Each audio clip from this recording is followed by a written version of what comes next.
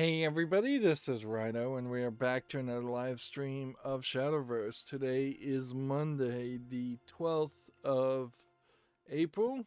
Um, so I, in case you missed it, basically just had just rolled over and went back to sleep on Friday.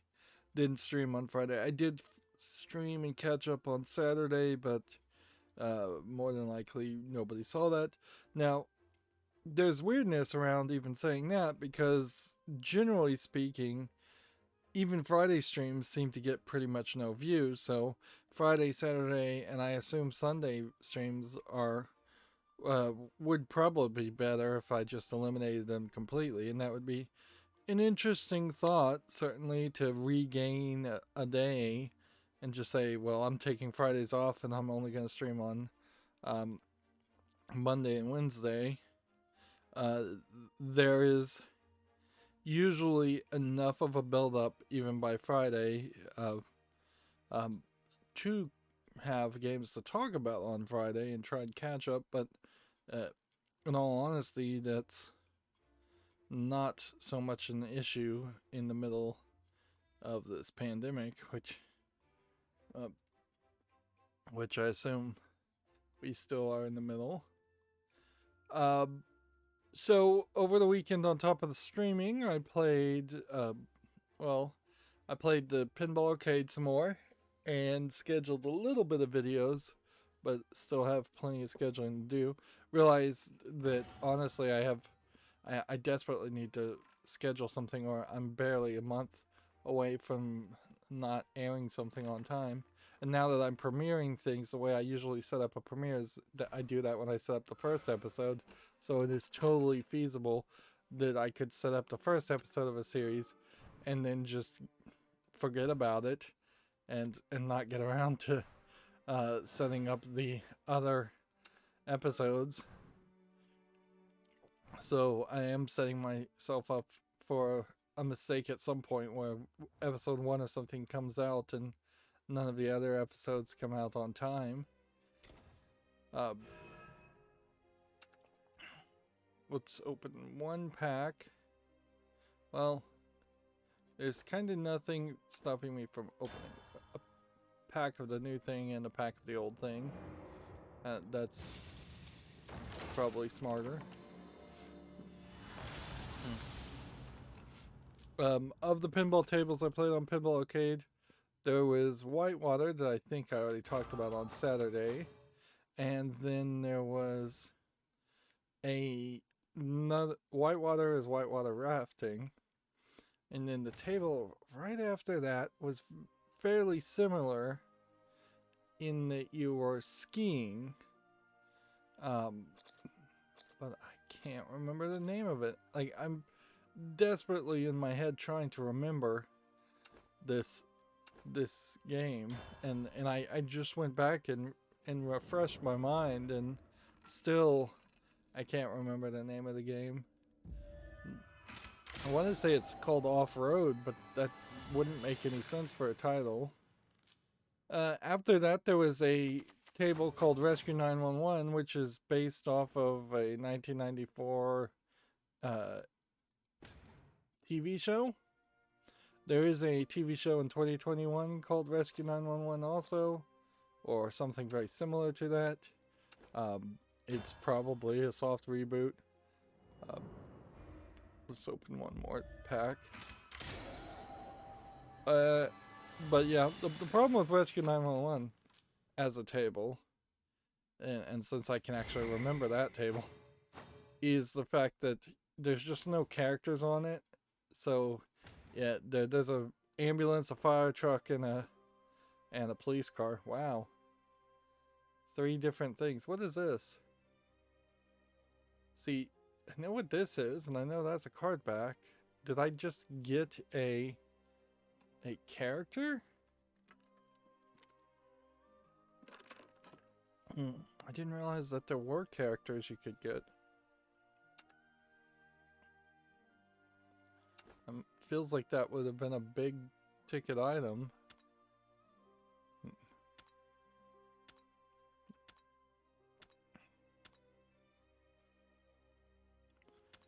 Yeah, I don't even know what I'd be trading for at this point. Like, I have all except for this card, and then there's temporary versions of these cards, and you probably want to keep on holding on to temporary versions. So, unless I had something that had 3 copies of of a card, I don't know what you're really trading for.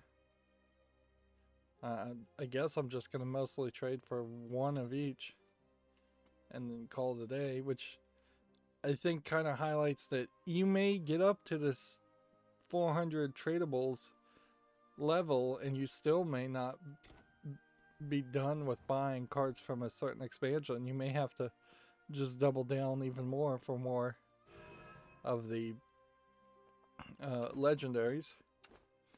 Yep. Rescue 911 had a shot on it in particular that was required for a standard goal, and I just could not get that standard goal shot done. A progressive jackpot hitting a ramp that was far in the upper playfield hidden, where you had to use a upper right flipper to hit it, and so I just couldn't pull it off. And I've done that with a few tables that I've played, or I've seen that with a few tables that I've played, where there are angles and shots on them that are just pretty terrible. The same can be true for the next table that I played, which was Red and Ted's Red Road Tour or Road Show, which is, it felt a lot like they took the concept of the talking head from Funhouse, Williamstead, the table designer, and then they just added 2 heads, and they hired a country western singer who I don't recognize to be the voice actor of one of the heads. And so then you have these 2 like road work construction crew people called Red and Ted, and 2 heads on the table representing Red and Ted. Red has like red braided twin tails, which is fine and all, but she doesn't really feel like she has a reason to be on the table, particularly when, or you could flip it the other way and say Ted doesn't really feel like there's a reason for him to be on the table. Arguably, I think you would merge those 2 characters and just have Red be the character.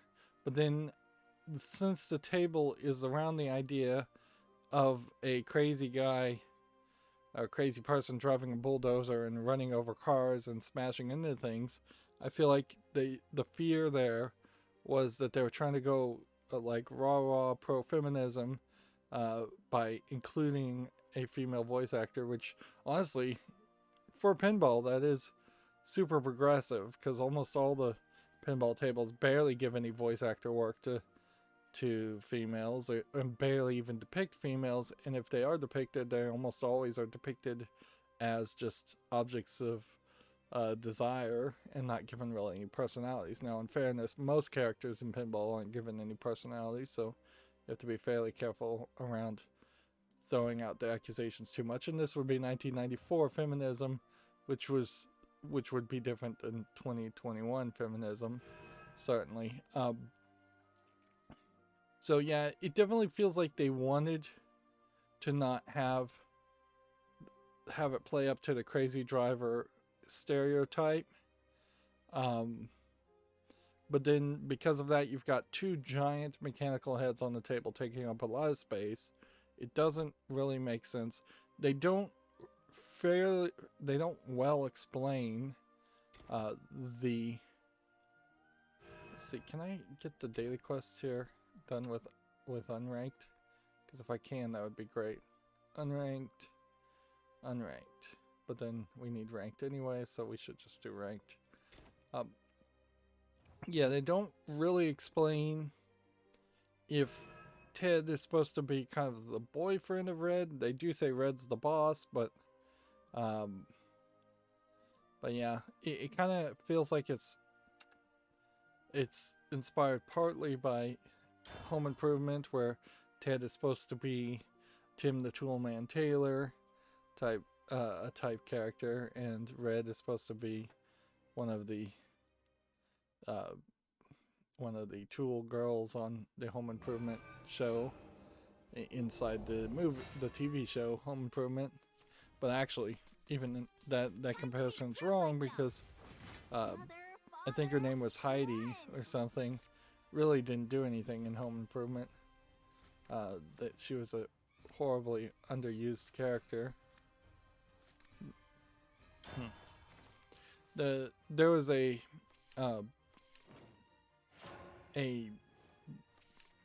reality show, competition show called Assembly Required, and apparently they only made 2 episodes of it, that basically tried to do the exact same thing, have Tim the Toolman Taylor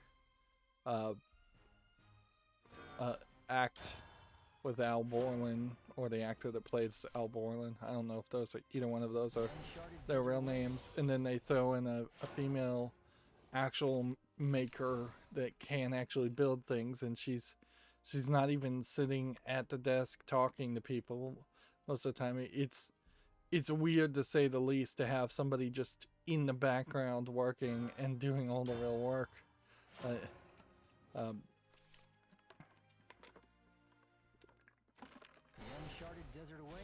Anyways, Red and Ted's Roadshow, I put like 2.5 hours playing the game, cheating, trying to get every single mission started, and that's where the core of the problem of the table is. I can complain a lot about the angles and the shots, because there's a lot to complain there, but the biggest issue is, unlike Star Trek The Next Generation, which has 8 missions, which honestly, even 8 is fairly massive for pinball, Red and Ted's has like 24 different cities that you visit on the road tour, and how you select a city is a little bit confusing and weird, and not well explained, in the same way as the relationship between Red and Ted is not really explained.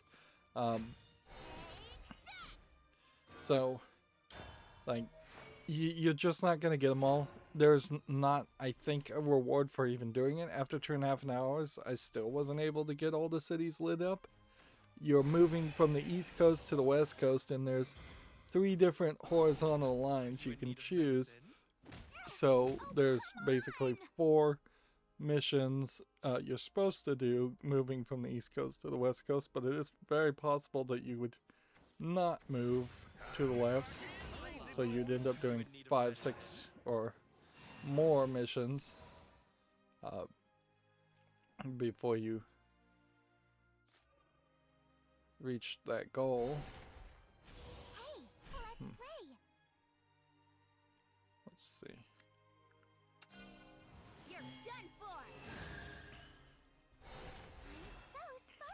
So yeah, it definitely felt weird.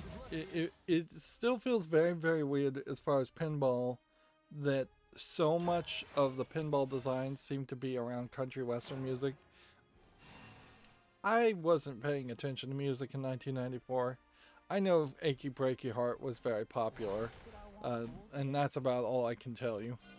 But if you argued to me a year ago that country western was going to be the focus and the beloved music in 1994, I would laugh in your face. I would say, no way, it's got to be pop music. It's got to be rock and roll. It's got to be rap for at least a lot of the community. And I definitely feel like there was a little bit too much of lack of diversity as far as pinball table designers and arcade runners in general. I imagine arcade people of color got run out of arcades all the time. But yeah, the getting constantly back to the thought of country western really just screams to me that the table designers themselves were into country western. Yeah, I'm about to lose, so I might as well just end the turn. hiring country western singers certainly to voice act is fine. Whoa, you're strong. But even in the case of Red and Ted's Roadshow, you're only getting a snippet of one song. It's at best cross promotion. If you wanted real music in an arcade, you still would have to have had a radio or some kind of record player playing a loop or something like that. I don't. Maybe not a record player. Maybe by '94 you would have had CD players, big old CD changers. I wouldn't be surprised. Could have been playing inside PA systems in arcades if such things existed. Honestly, they probably didn't though, because arcade machines themselves were just full of playing a track sounds and trying to get people's attention.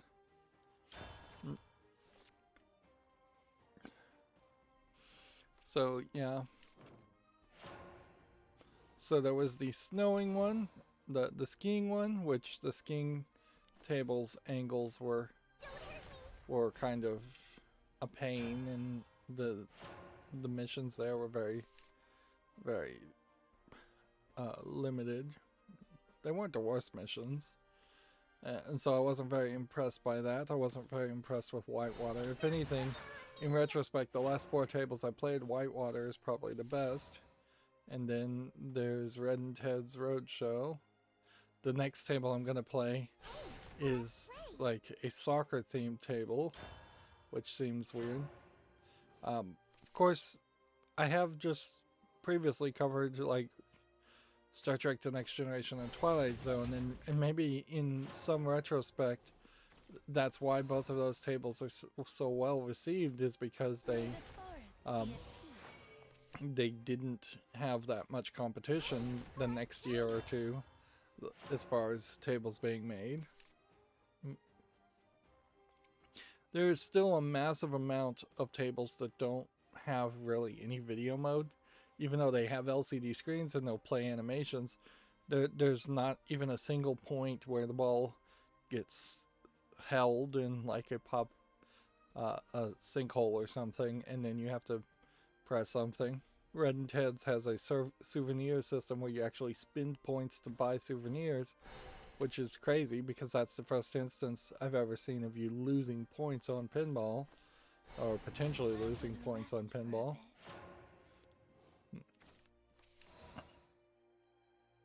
But yeah, I would have definitely put a lot of rethinking into the design of Red and Ted's. But the general idea of driving a bulldozer across the United States and causing havoc isn't terrible. Although Red and Ted's does also establish a kind of bad guy who is a stereotypical Indian New York taxi cab driver, and you like run over his taxi or in New York, which is one of the first cities you can visit. And then he reappears several other times doing the bad stereotypical Indian accent. So even if Red and Ted's was supposed to be pro-feminism by 2021 standards, it's still fairly playing up a stereotype of like the angry angry Indian taxi cab driver.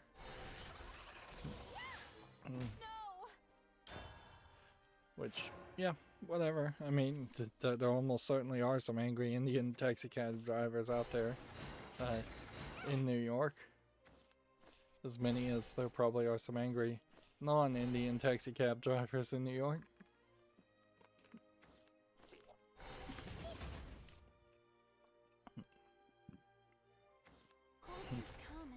And on that thought, I kind of don't hate the idea of playing up a stereotype, depending on who your audience is, because yeah, if you're playing up a stereotype to kids, that's probably wrong, and my standards for what you should tell kids or show kids, I feel like, is fairly different from what my standards as far as consensual adults can see or be entertained by.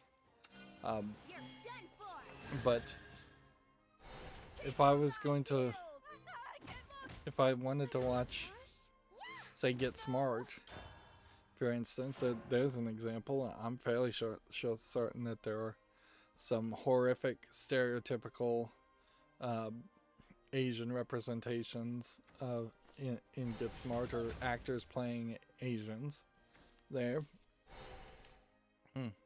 I think we probably are at the past the point where any actual blackface type entertainment would have any value to be seen.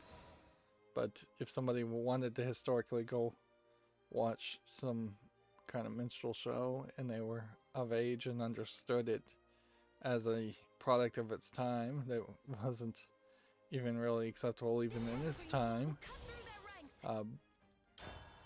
I wouldn't stop somebody from seeing that. There's a movie called Mommy Dearest that, if not completely is around the idea of an abusive, crazy mother, at least has major scenes of a child being abused. And I think actually basically being abused. I wouldn't show that to kids, but I wouldn't stop an adult from watching Mommy Dearest if they wanted to. So, yeah.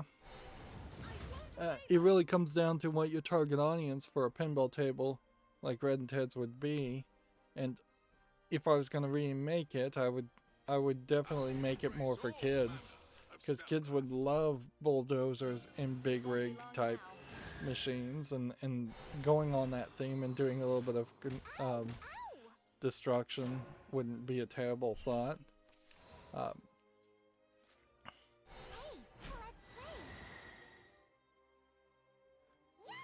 Hit that. Hit that. Hit that. Save myself for like one turn and that's it.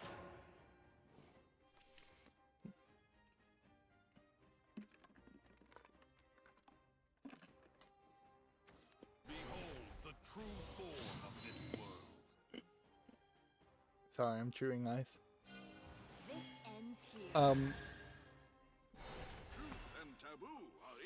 Overall, though, I've just been unimpressed with the last 4 tables, and there's a decent chance that I won't be impressed by another pinball table for 4 to 6 more.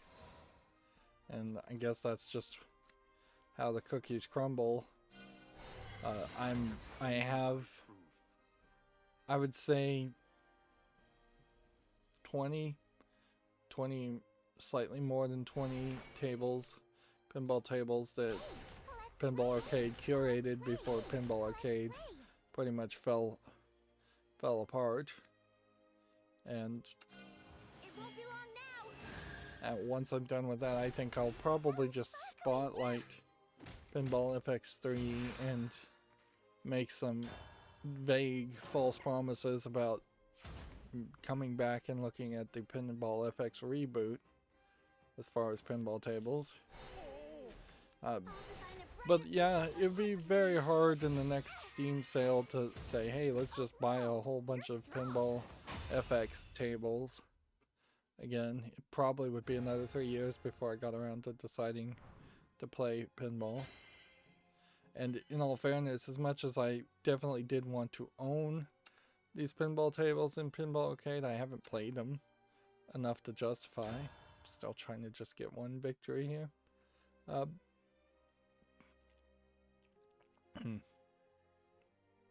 And yeah, that's pretty much all I did over the weekend, was play four pinball tables, and that's about it. 4 or 5 or so. I didn't work on the Circuit Playground Express project that I was working on, which that dangerously is sliding towards the back burner. And yeah, I definitely have noticed that if you can't get something done in a weekend, you probably, like, and I'm stealing this statement from another YouTuber, you probably need to reduce the features, or break it down into a weekend project, because if you drag things out, you're gonna lose momentum. And yeah, I've seen that certainly, where I can go a week or two, and then when I start to get into the polishing phase or trying to add more features or anything like that, it starts to lose a little bit of momentum. I start to get a little distracted. I'm still trying to finish reading the trade paperbacks of Why the Last Man and Ex Machina since I committed to finishing that. So that's another distraction. I moved the battery backup that was on my servers away from the servers because it was so weak it wasn't even usable. So now I really need to buy a new battery backup, but it needs to be a fairly expensive one, and that sucks as an idea, certainly. What I desperately need is a battery backup that has a replaceable batteries instead of just replacing the whole unit. And all the battery backups I've bought in the past have not been as big as they probably needed to be to justify getting new batteries.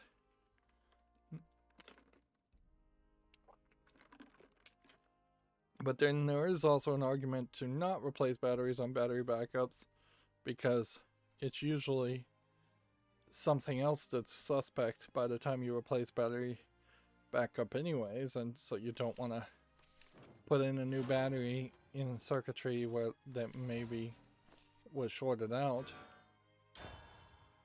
or just worn out.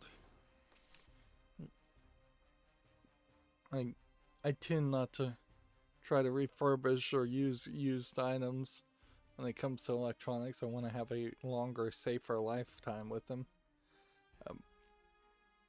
Although it has been hitting me, certainly, that I feel like maybe over the past 5 to 10 years, I've cycled through maybe one or two cell phones too many.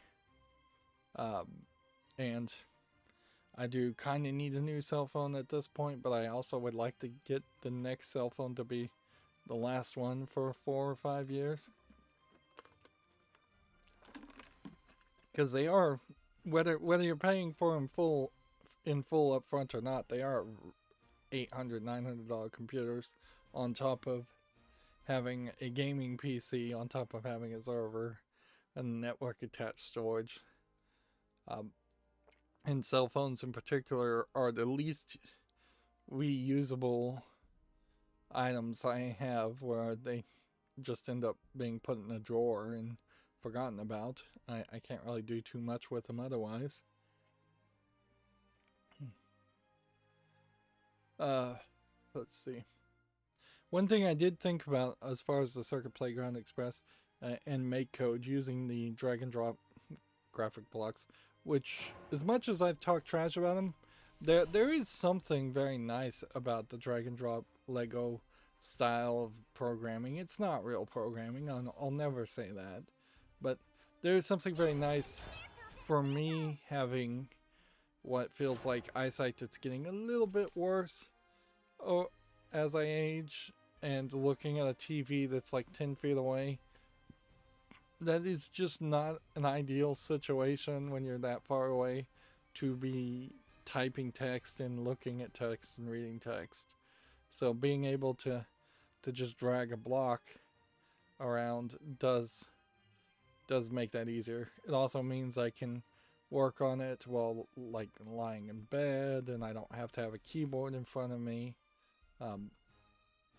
Which, yeah, sitting up in a chair in front of a computer is something that often is more painful than it should be for me. Like even sitting for 2 or 3 hours streaming can often be a pain in the butt, quite literally. Or more accurately, in the hip. I think it's sciatica.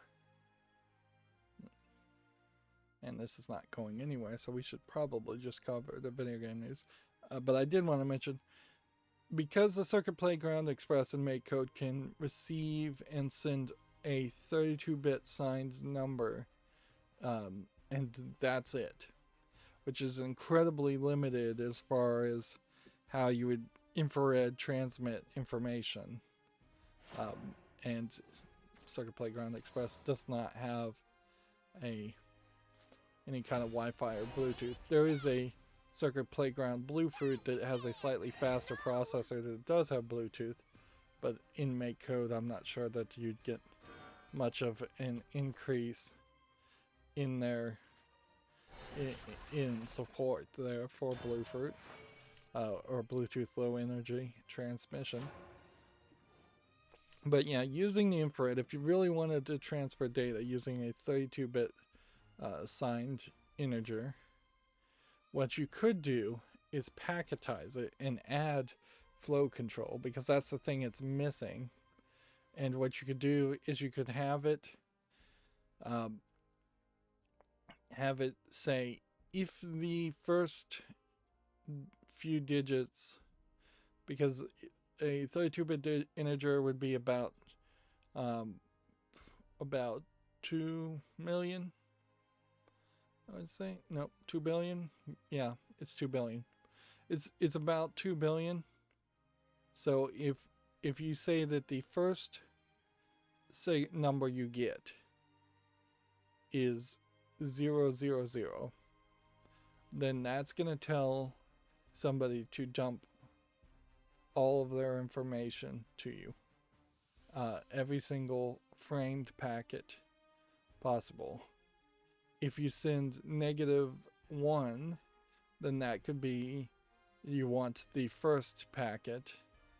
If you send a -2, that could mean you want the second packet.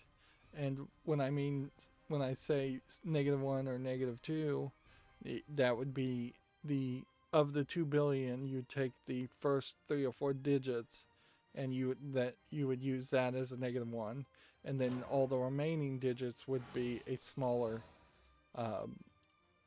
amount. More than likely, you only need an 8-bit integer anyways, so a 32-bit integer could have 24 individual windows or frames, like networking, that each would hold an 8-bit integer. That would be an unsigned integer between 0 and 255. It honestly doesn't even have to be limited down to just 0 to 255 because of the way the number would work. It could be anything between 0 and 999, and just the 3 most rightmost digits of that 32-bit integer would be used as the value, and everything to the left of the 3 rightmost digits would be a frame. And so then you would just program it to send all the frames out of order, and then on any point that you receive a frame, you then would have to have another Circuit Playground that it was communicating with receive those numbers, receive the frames, sort them out, and use them. And it would be totally possible to send part of a value in one frame and part of a value in a different frame. But there's no labeling there as far as what those frames would mean, what the frame 1 would equate to a value. So there would still be a lot of weirdness there, which probably would mean you would need to use the next 3 digits to indicate a value, or at least the next 2 digits, which would 99 different values would be more than enough.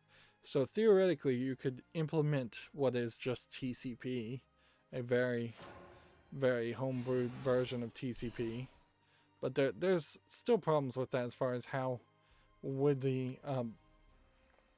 48 megahertz Circuit Playground Express really be able to handle that? Would it have enough RAM to buffer that signal? Would it be worth it to implement it? The answer to that is definitely no. And there just wouldn't be programs complicated enough to make sense of that.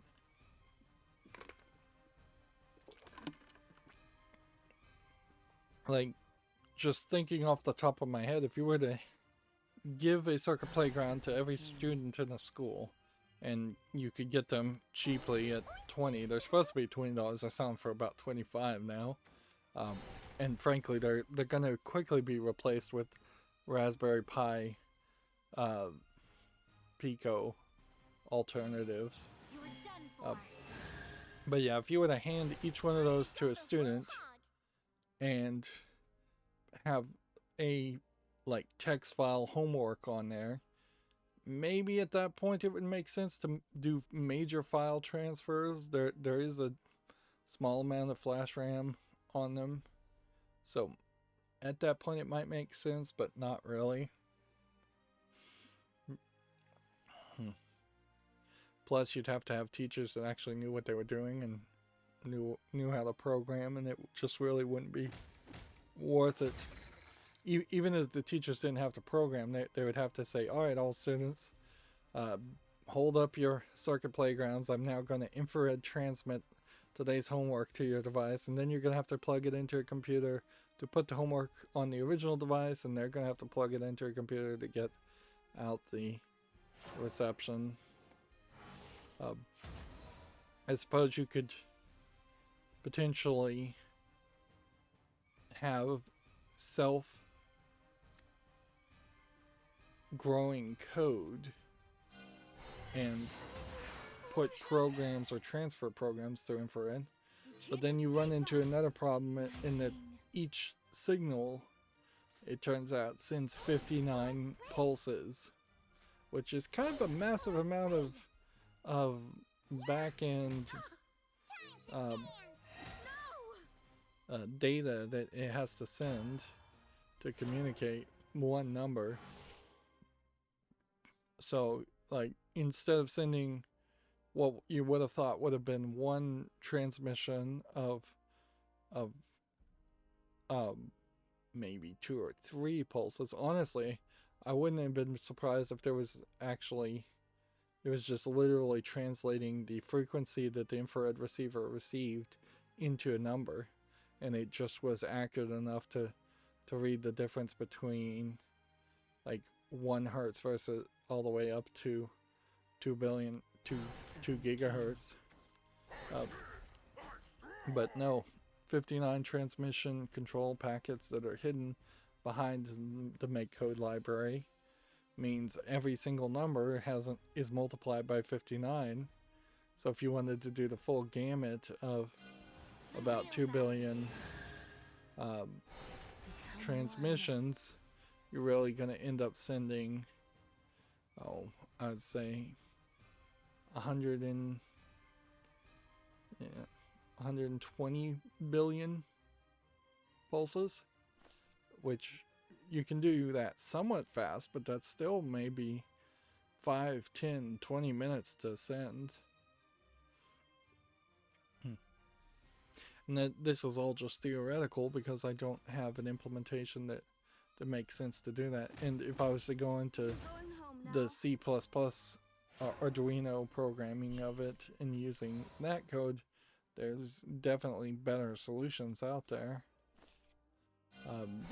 to transmit data. And this is also very consistent with my experience in the past with infrared, because I used to have a pocket PC, I had a couple of them, because it kept getting broken, called the iPAQ, HP iPAQ, IPAQ, before the iPad or the iPod even existed, which is weird, certainly. And one of the ways that this device could communicate was through infrared. And I tried to set up infrared communication with my computer and eventually got it to work, but it is slow. It's like a modem slow. You could not transfer a lot of data at all, and you had to hold the iPAQ pointing in the right direction Otherwise, it would lose the signal and have to like restart. And it just wasn't worth it at all to implement. And that's why nowadays you don't even really have too many remote controls that are solely focusing on infrared transmission, and the remote controls that do use infrared only send a small signal, short signals. But nowadays most people are going with like Bluetooth or wireless standard of some sort in the remote control, so you don't even have to point the remote at a TV to get a signal, because it's just become an economy of scale so easy. So such a cheap thing to pull off.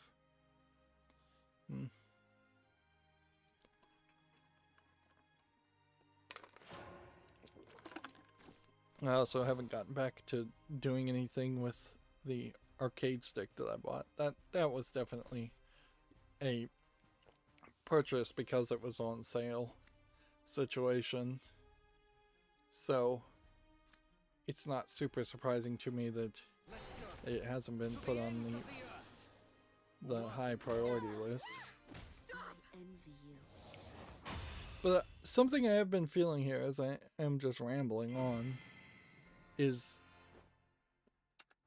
I have a lot going on as far as the things that I could work on. I haven't done any Lego in quite a while, and I need to get around to doing some of that too. But I'd like to do some of it. I don't really need to do any of it. Alright, so now we can play ranked. Let me see.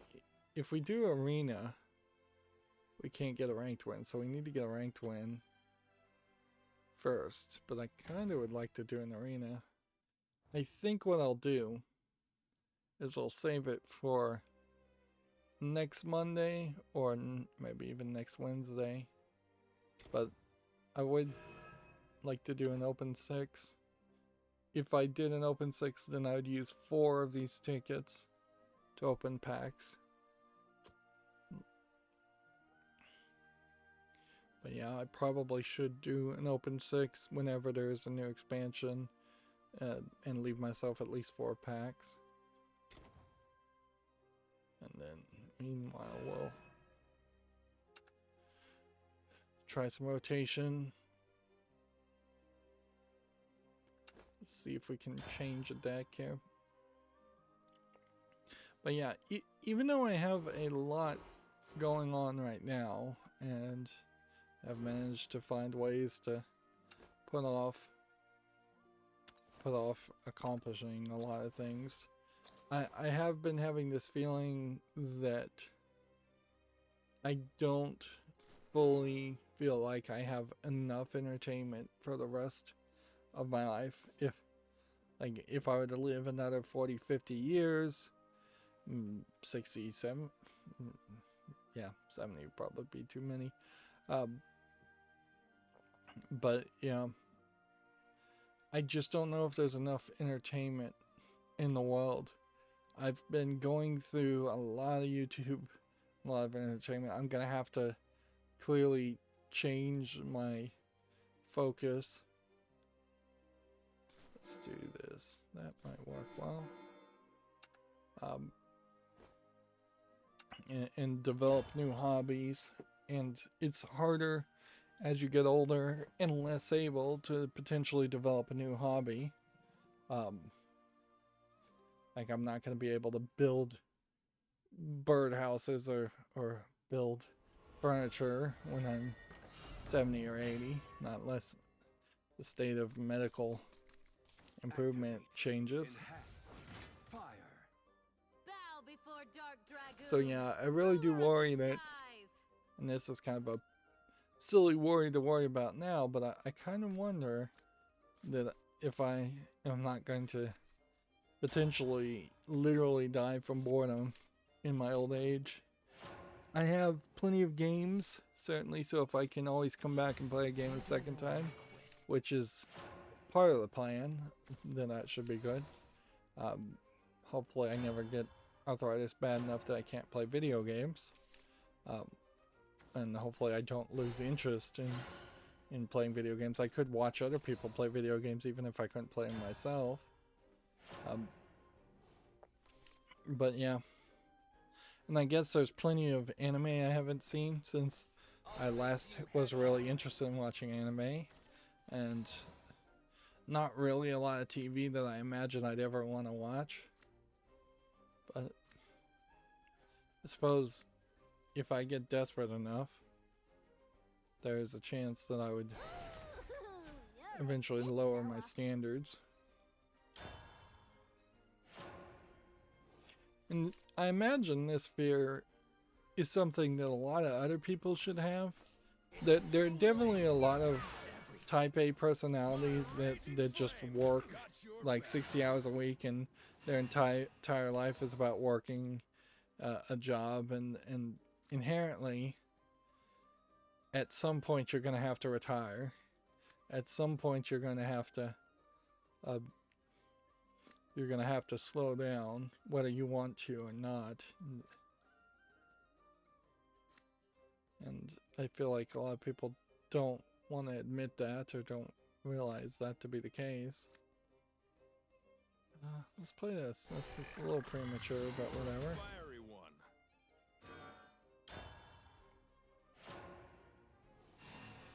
But yeah, I definitely can think of a lot of personality types that just don't know how to slow down, don't have a plan to slow down.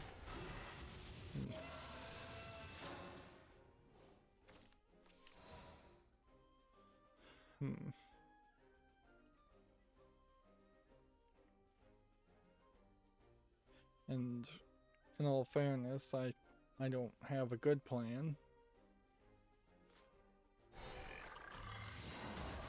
Interesting.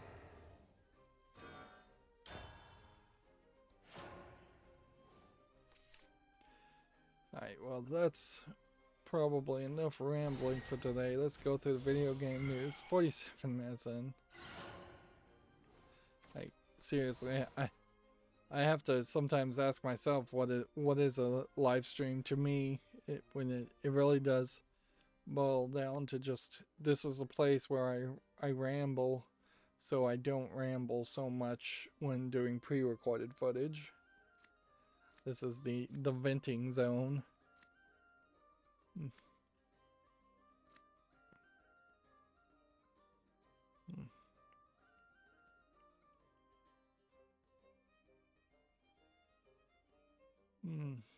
Well, if I do this, that doesn't seem like that would work. So I probably need to do something like this.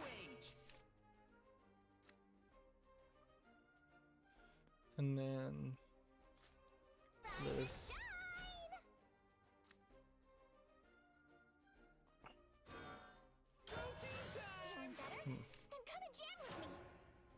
See, this gives me more puppets back. Alright, so we have a game on Steam here called Hardlander, which looks like it's a player versus player shooter game. They're calling it an indie simulation for 424, single player or split screen PvP. Yeah, doesn't look particularly interesting.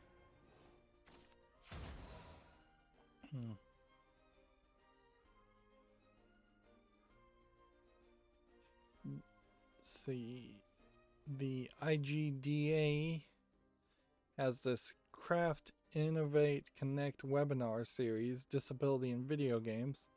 Let's see, Gamma Sutra's parent company owns IGDA, and it's IGDA Switzerland. So they're going to try and have a web seminar on disability in gaming. It is a weird scenario, certainly, to focus a little bit too much on disability in gaming, because you kind of need to do that. Like, the truth is, disabled people need a lot of help. They are the special circumstances and they need the special treatment. and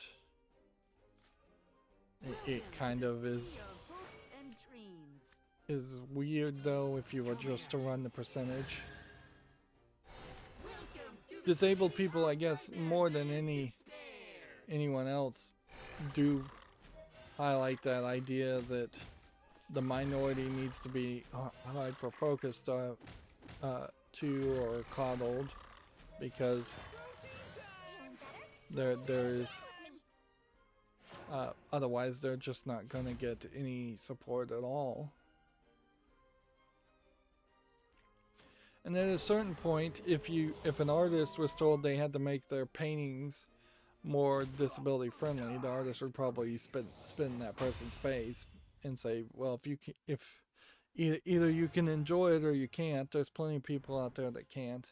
Like the idea of Van Gogh having to repaint everything in Braille for blind people is laughable, and it does create that scenario, whether video games are art or whether they're commercial things, and whether commercial things should be more accessible. Like, we should all want to desire to strive to be more accessible in general, but I also don't blame rappers for only making rap for people in the rap community, fans of the rap community in general.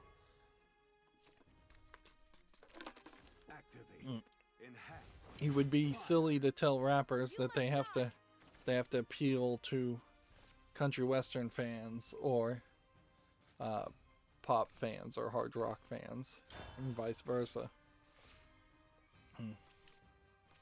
And I think there is probably a level as far as accessibility in video games where you can go only so far. Small changes, colorblind modes, things like that make sense. But you can only go so far. There's always going to be somebody who was born without eyes, ears, nose, mouth, or limbs, and they're just not going to be in any situation where they can play games. And if anything, it's applaudable that disabled people have been able to play as many games as they have been. I've seen blind children being able to figure out how to play Pokemon just by sound. I've seen people with missing fingers, limbs, and such figure out ways to play games. But there is a limit there too.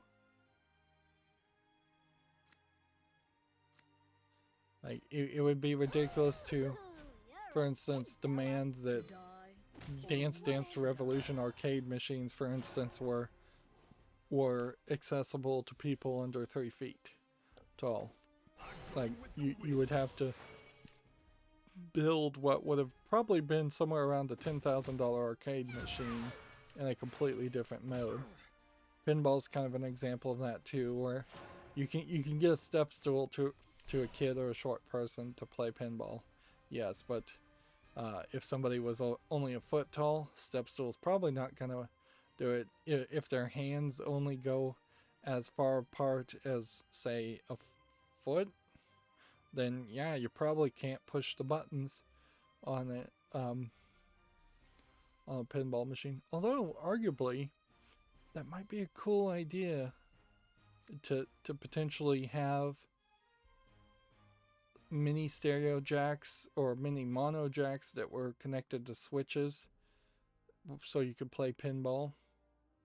Yeah, that is an idea, but pinball machines are too expensive, really, and there aren't that many arcades. See, now that I think about it, that would be really nice, is if all arcade machines had an accessibility port on the front. Like, they should have a headphone plug anyways, and we do see that on ATMs, that they have headphone jacks on ATMs for people that are blind or have trouble seeing, at least in part. So yeah, it really wouldn't be too crazy to have a bunch of the the mini mono jacks that are on the back of like the Xbox One accessibility controller. That's a fairly large standard, and all those are switches. There's one point that gets connected to another point, and the idea of somebody, a full paraplegic, being able to potentially roll up to a pinball table would be cool. Certainly. I don't know if it would be worth the effort to even go to an arcade for as little arcades as actually exist, but Welcome to the city of hopes and dreams. I guess what this really boils down to, as far as what I'm saying, is it should be something that creators are inspired to do and should try if they want to, but I feel like the push often is over focused on a lot of games that promote themselves as being accessible also are terrible, and we're still in that situation where a lot of video games just kind of suck. Cyberpunk 2077 is not going to be a better game, or GTA is not going to be a better game for 99.99% of the players if they added more accessibility options for people to play it.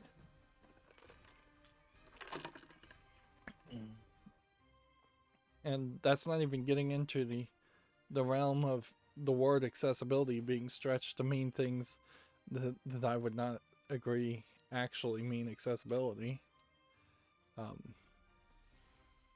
And should phrases that should be more honest and used, like being LGBT plus friendly in a game or positive in a game is not something I would claim as an accessibility issue.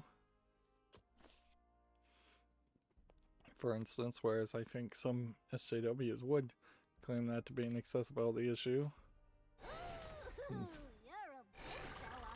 I don't know why I played that guy. That didn't do me any good at all. Anyways, I'm still rambling. Let's move on. We have a game called Runner on Steam. I feel like this came out on Apple Arcade, but maybe it didn't. It's a VR game. I think we had already kind of seen it was announced. It's English full audio. You're on a motorcycle. You're racing in VR and shooting. It seems very inspired by the concept of light cycles and a little bit of Akira at that first scene of Akira. Which, yeah, that first scene of Akira on the motorcycles was very lovingly animated, but actually didn't have too much to do with the rest of the story. Welcome to the city of hopes and dreams. Can't evolve that, so all I can really do is this, and then this. No, if I fall. And then this. An opening and you're toast.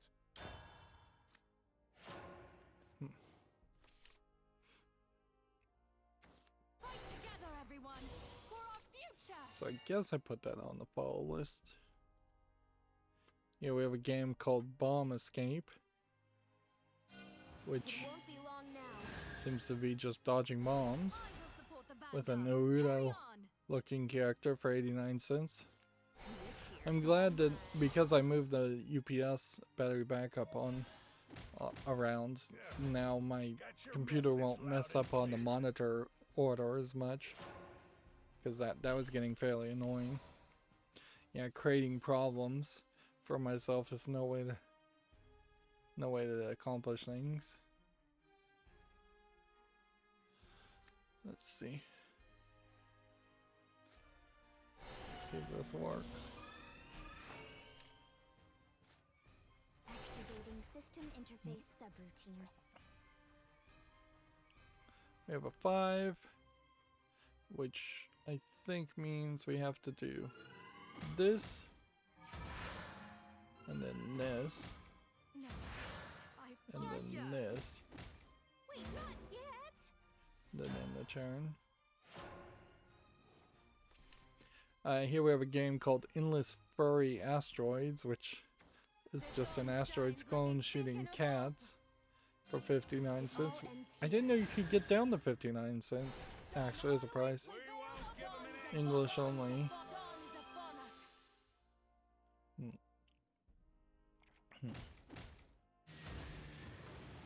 See, next we have a game on Steam called Inner Tau, which looks like it's just a ball pushing game for... Seems like that's all you're doing is you're pushing balls. $2.54 English, Spain, Spanish, nothing there. It's way too expensive.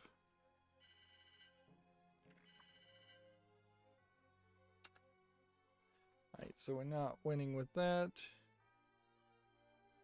Let's see, do we have anything here that works? Yeah, we can play Haven Tournament and save ourselves some frustration. We should be focusing on Haven Tournament as a deck anyways. TechRaptor has a article behind the MudoCon all about Abe. This is just a recap of the Abe's Odyssey series. Prepare for defeat. Which, yeah, I guess if the new Oddworld isn't going to explain itself, which it really probably does have a trailer out there that kind of explains itself, and then an article might be helpful. Although there's just some weirdness in general, I would say, around the Oddworld series of games.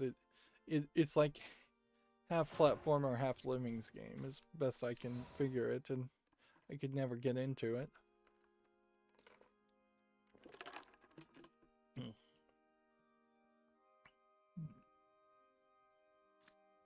In a funny way, I kind of want to say the Oddworld games feel a lot like Trine if Trine didn't have 3 characters with special abilities. But that's probably a terrible comparison. Let's see. Gamasutra has a PlayStation hiring a senior director for user experience in San Francisco, California. There is also now reports that patches for games on the PlayStation 3 have started to disappear ahead of the PlayStation 3 store being shut down, which, yeah, that doesn't seem right. That is another project.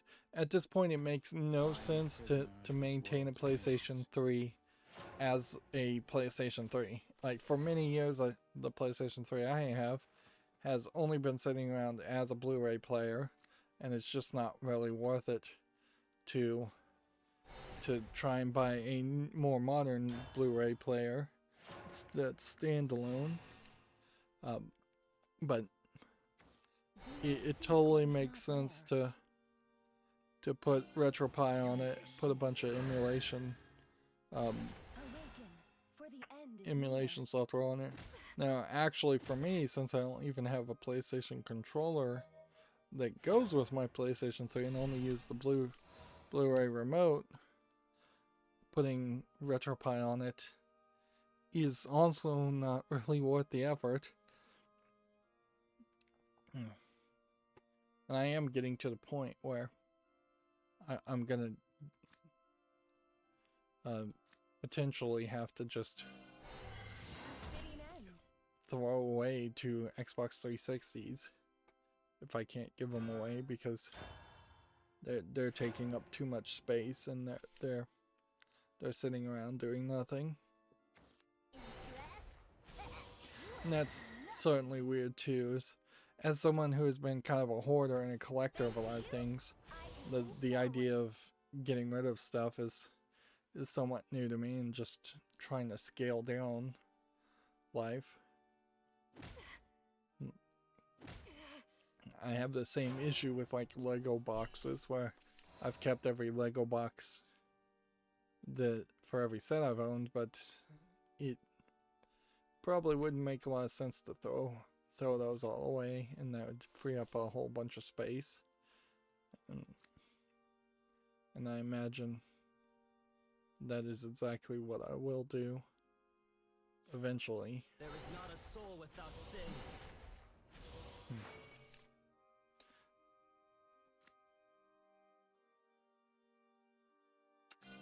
My blade is your salvation. Punish the wicked. Spare the innocent. What? No way! Let that. judgment fall. Did that. I guess I wasn't good enough. Next, we have a game on Steam here called Blocker, which is just obviously a ball bouncing physics game for 59 cents, English only. When will this cruelty end? Yep. I don't think there's quite enough game here to make that interesting. It's basically just a laser game using bouncing balls instead of lasers. By your will, O Lord. Next game is tagged sexual content, so let me make sure it's YouTube family friendly. You know, I say that almost every time and I go, yeah, it probably is. This one probably isn't though. We have a game called Fine Girl. It's got a bunch of anime girls and they are in jigsaw puzzle form. It's 99 cents, English and a bunch of other languages.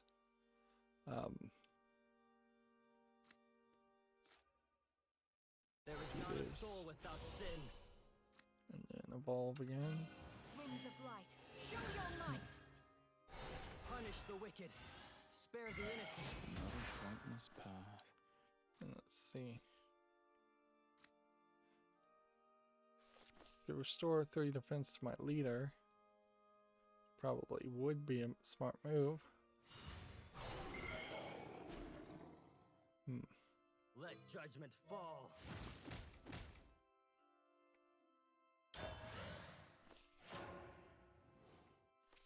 But yeah, I would say Fine Girl does have some pretty lewd images. So I guess that kind of resets the timer. O Lord. This is also tagged with nudity. So yeah, we're still seeing adult games on Steam. They've not decided to crack down on that. Thanks to you, Although, I can move forward. honestly, I'm not sure if Valve is doing much of anything. It'll be interesting to see what the state of the summer sale or the winter sale is for Steam this year. 4 damage. I hope this works.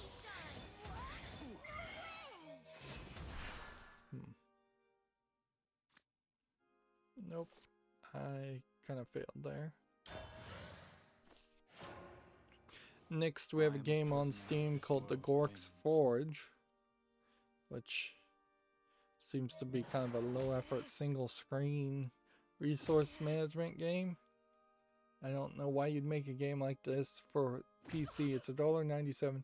This would almost make sense if this was a tablet game, and so you're just trying to squeeze everything onto a single screen for that reason. But that does not translate well at all to Steam and This is PC. not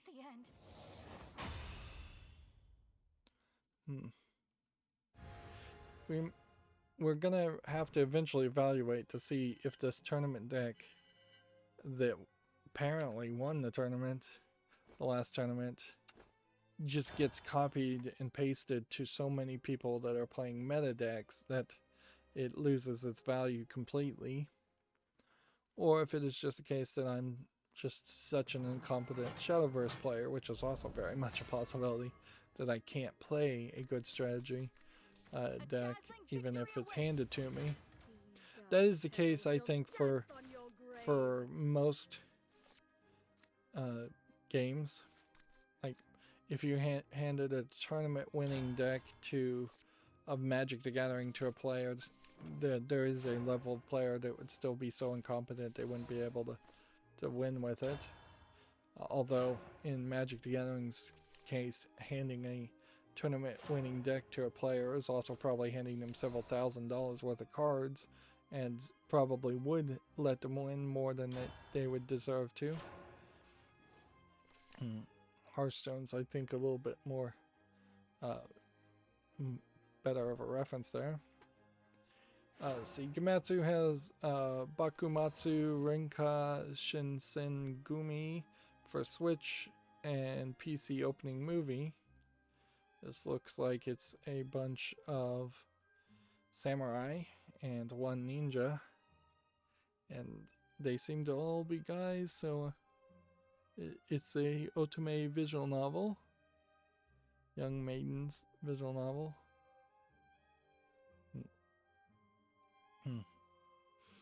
Yeah, it definitely looks like Bleach-like characters without the afterlife aspects, which I would say Rurouni Kenshin-like characters, but actually I don't feel like there were that many samurais in Rurouni Kenshin either. There was just Rurouni Kenshin and then the bad guys.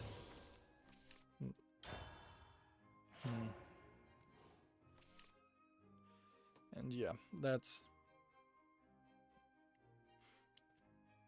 I would also say Rurouni Kenshin's a little too old and not 100% focused on being an otome type story. If anything, it's a redemption story. Yeah, it's not supposed to be a romance.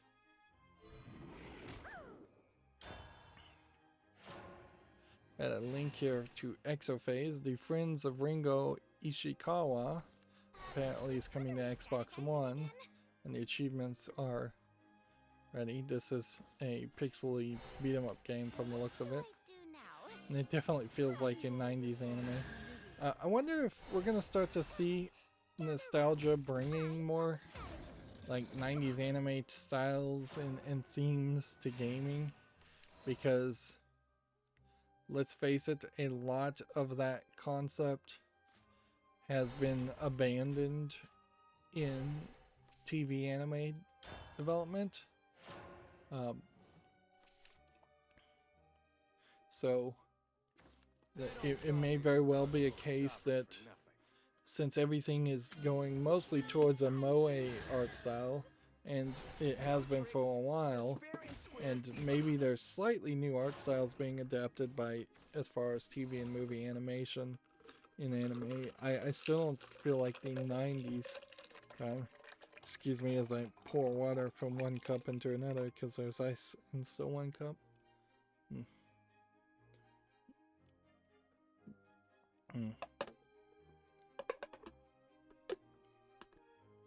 You would be surprised how many radio people find it acceptable to mute their radio, their microphone, and urinate in the cups or trash bins or something. That is something I would never do. I'm far too much of a germaphobe to even consider that a possible option. But I will fully admit that it sounds weird, pouring water into a cup. My blade is your salvation. Faith is an expensive. No, the smiles are not free. Everyone, lights out. No, the smiles aren't free. Smile cure priest. Interesting.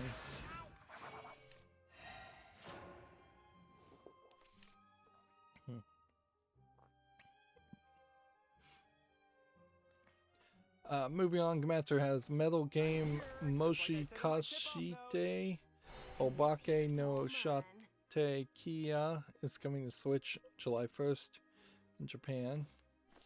What is this game though? It looks like it might be a drumming game or something, or a bell ringing game. There's a little cork pop guns. It's a cork pop gun game in digital format.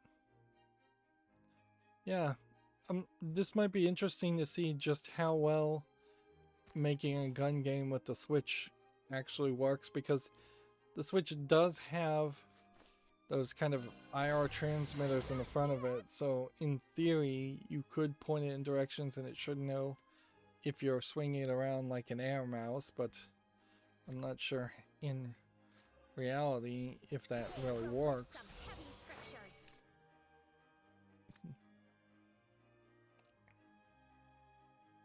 I mean, I could evolve that, sure, but I don't know if it's worth it, Please steal responsibly. and I didn't need to. Here we have a game on Steam called Pixel Art Coloring Book. This actually looks very good. Looks like there is a decent number of Just like I said in my images, and maybe these images are stolen, or maybe they aren't, but then it also seems like All mine. they've implemented some kind of system to actually turn images into actually good paint by number elements. The full version here is $11.99. There's also a coloring book for adults. There's 16 achievements. Turn your pics into pixel art. It does that automatically. That's nice too. It doesn't really tell you how many pictures though. See, that's the thing I would like to see, is give me a number, because from the looks of it, I'm seeing like, if this is all, that there's 20 images in general, that's kind of a small number, but I'm going to put this on the following list, and I'm going to come over here and look at this other game, Coloring Book for Adults, which arguably may be the exact same thing, except for this time it's not paint by number. Interesting. 20 coloring books, 30 sheets each, and it's free to play with in-app purchases, but very positive. And then that brings you down. I gotta play. Oops. This is where I truly shine. Please steal responsibly. There we go.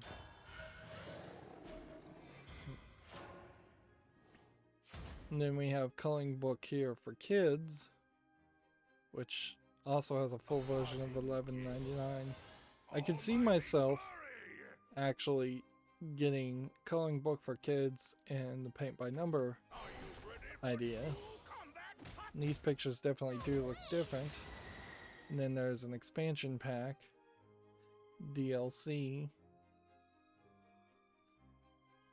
The real problem with this though is you pretty much need to buy a cheap palette, not palette, tablet, that's the word. Yeah. There's that life pro tip out there that says whenever you forget a word, say I forgot the word in English, and it will make people think you're bilingual instead of just an idiot.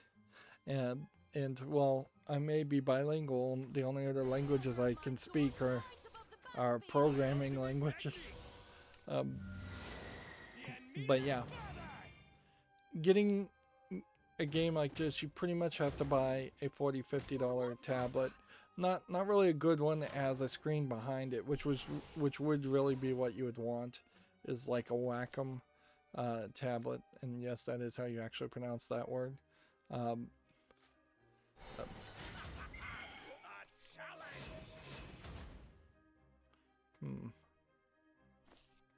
But yeah, buying a Wacom tablet with a screen behind it is what you would want if you really were going to get into digital art. But I could see just getting a cheap tablet as an input to do a coloring book game. And this is a very modern interface that feels like it was designed for like a tablet to use, or a tablet computer.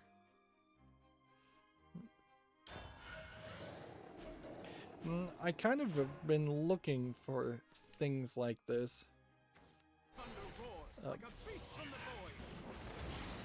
17 chosen categories with up to 35 coloring sheets each. The real question is, could you print these?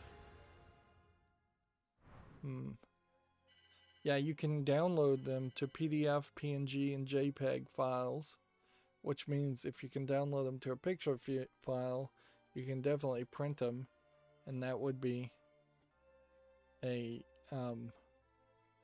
great way. And that we're kind of constantly trying to find more kid-friendly games. I definitely am. For as much as I go on these live streams and end up showing so many anime adult games, trying to find kid-friendly games is always a factor. With the delay of the most recent Star Wars reboot of Lego games, that potentially is going to slow down the Lego games, and This one's for my family. that's sort of the only kids games that I've found that were of a decent quality and available on PC. It still very much would be a case where you would only really have kids play on PC if all their friends were playing on PC, which would be weird, or if they've already burned out on the Switch completely. Because I would definitely suggest getting a Nintendo Switch first.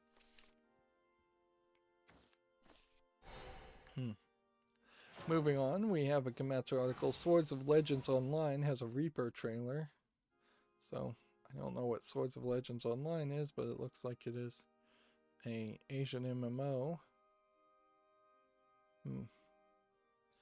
This doesn't look bad, but I'm always a little cautious on these MMOs where it's just like a lot of different environments and you just kind of hack and slash characters over and over again.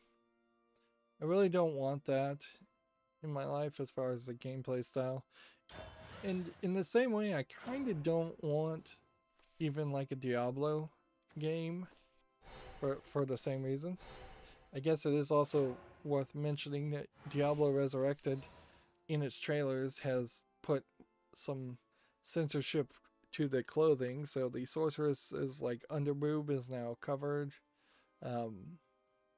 You kind of could have expected that. We've seen that with Activision Blizzard, that they've gone back and tried to make their content a little bit more kid friendly. It's questionably ridiculous to remove nudity in a game called Diablo where you're literally fighting demons, and if anything, I would think you would want to go the Mortal Kombat route and add more sex and blood and gore and violence, and push it. It would be the equivalent if GTA, for instance, tried to censor itself, and maybe it has, and I just don't remember a story like that. They also, I think, got rid of some butt shots of one of the characters, but they changed the clothing so the butt didn't hang out as much.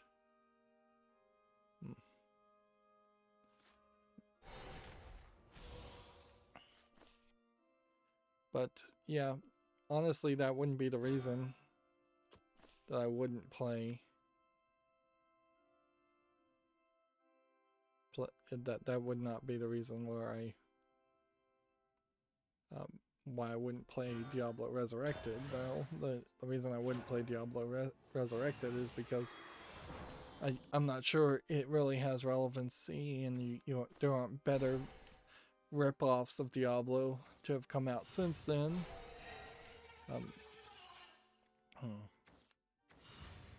I did cover Torchlight 1 and 2, and that wasn't quite the same thing.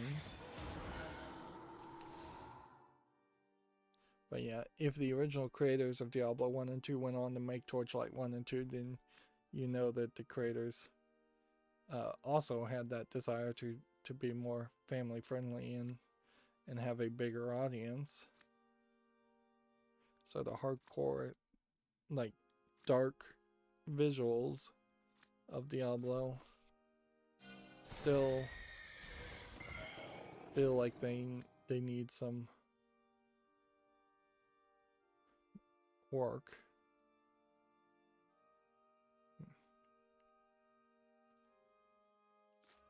Today we'll lift some Oh, yeah. heavy scriptures.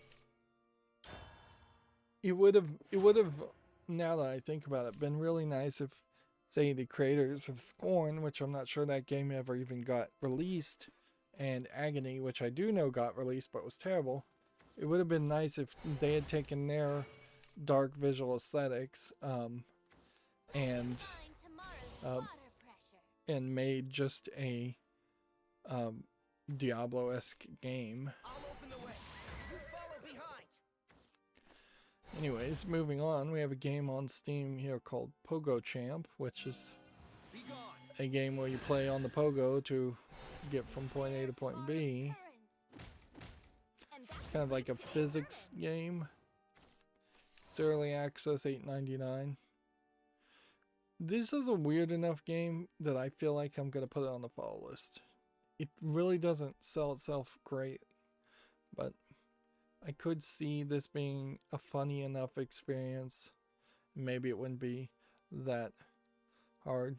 On the other hand, it might be a lot like Ben and Ed, where it's just incredibly frustrating and not really worth the effort. Which, yeah. Recently being reminded of Ben and Ed had some of that flood back to my memory. That is definitely also a problem where by the time a pre-recorded piece of footage is available to watch, I've pretty much forgotten all about it. A bear a day keeps the doctor away. Predict wrong? Right. A bear a day keeps the doctor away. Harder, faster, holier. My blade is your salvation. Put your legs into each Did I bear. need to evolve that? No, I didn't need to evolve it at that point. That was a waste. But whatever.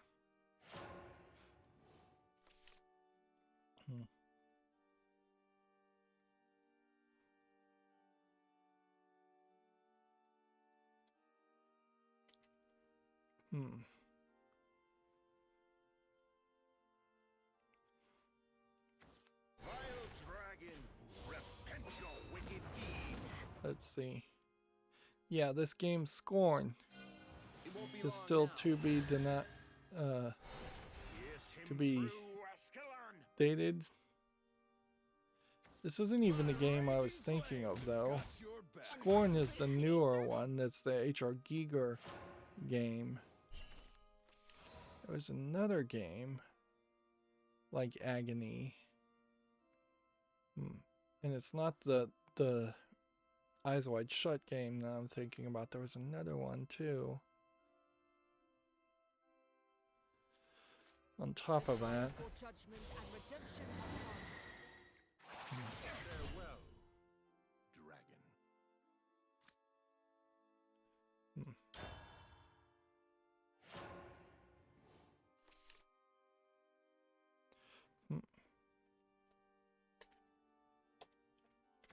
Behold the fists of immortal supremacy. This is not the end. trying to just do a Google search to see if I can figure out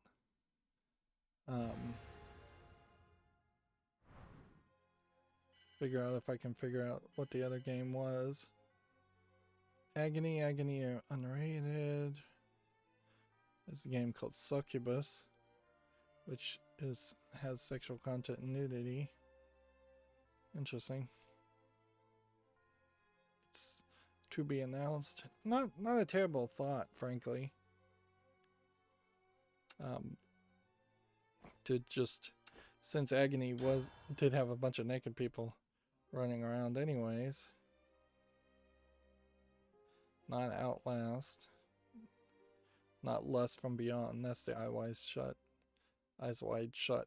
I think that's also the sequel, spiritual success sequel.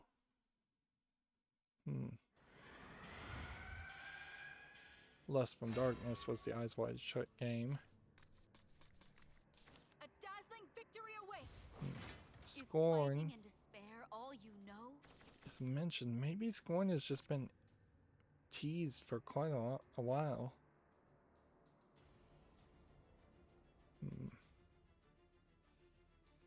Yeah, I'm definitely not seeing a third game, so it must have been just Scorn.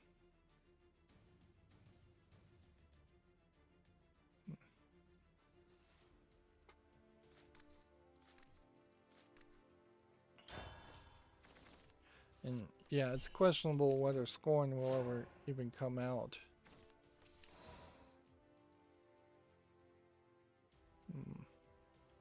At this rate, but I also... that might be for the better. Yeah. I don't see another list. Oh, Succubus is from Madhead Studios. So they literally are just taking... the creators of Agony are literally just taking the concept to its logical extension now and having you play as a Succubus. I actually remember this being announced. Yeah. It's definitely a game that I don't think I could ever play. And then, so even if this turns out to be good, Succubus turned out to be good, I would have to pretty much censor the whole thing. And is there a way to make streaming content around that? I think you have to do a whole bunch of editing. I think you have to do a whole bunch of face cam stuff if you were going to do that.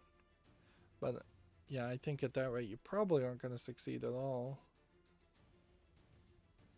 I have to really question though of Mad Mind Studio. That's the name of it. Mad Mind, not Mad Head. Isn't just a troll studio, as it were. It's kind of weird that the unrated version and the rated version is both available for sale, and both are mixed in reviews. And yet the game, the prologue for the demo for Succubus is positively reviewed, so maybe they went in the right direction for that fan base.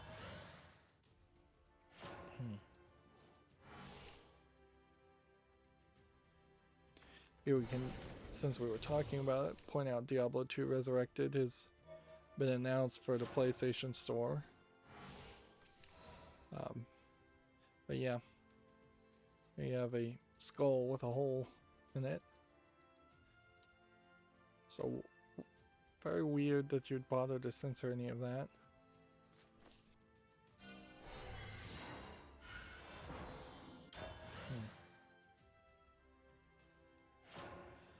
Moving on, TechRaptor has this article. A source engine reportedly has had a serious exploit that Valve ignored for years.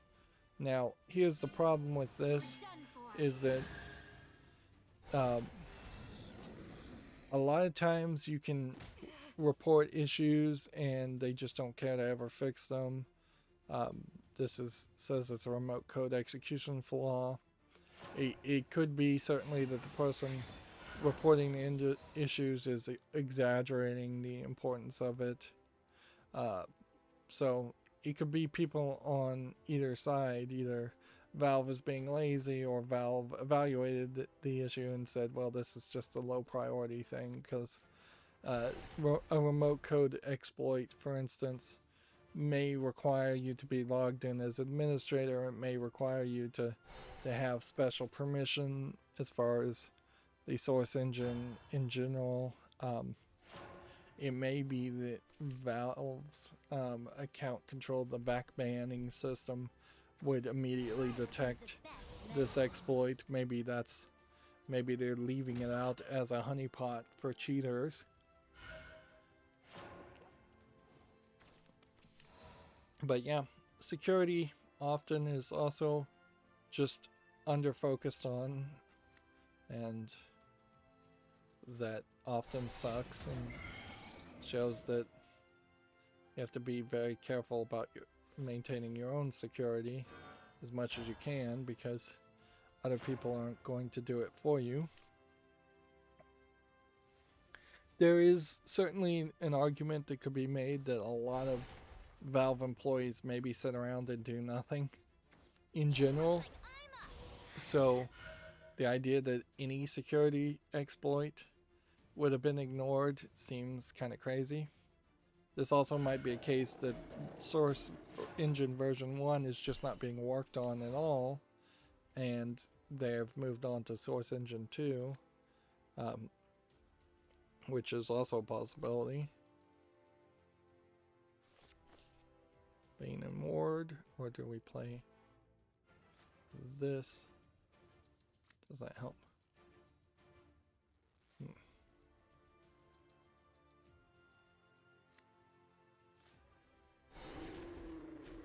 Let's hit that. Evolve that. My blade is your salvation.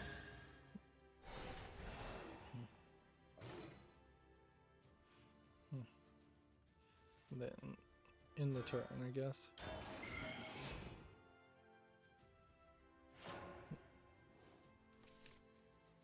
And yeah, personally, I kind of don't care. Even as just like a general interest concept, I kind of don't care. And see, this video is terrible. Somebody's just talking on this video.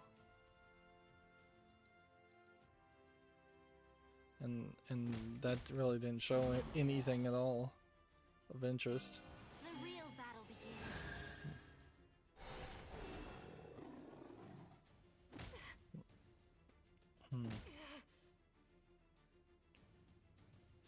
begins. Speaking of computer nerd stuff, for the NVIDIA 3000 series, if you have a GPU and a motherboard that all support this, they have introduced this concept of a resizable bar.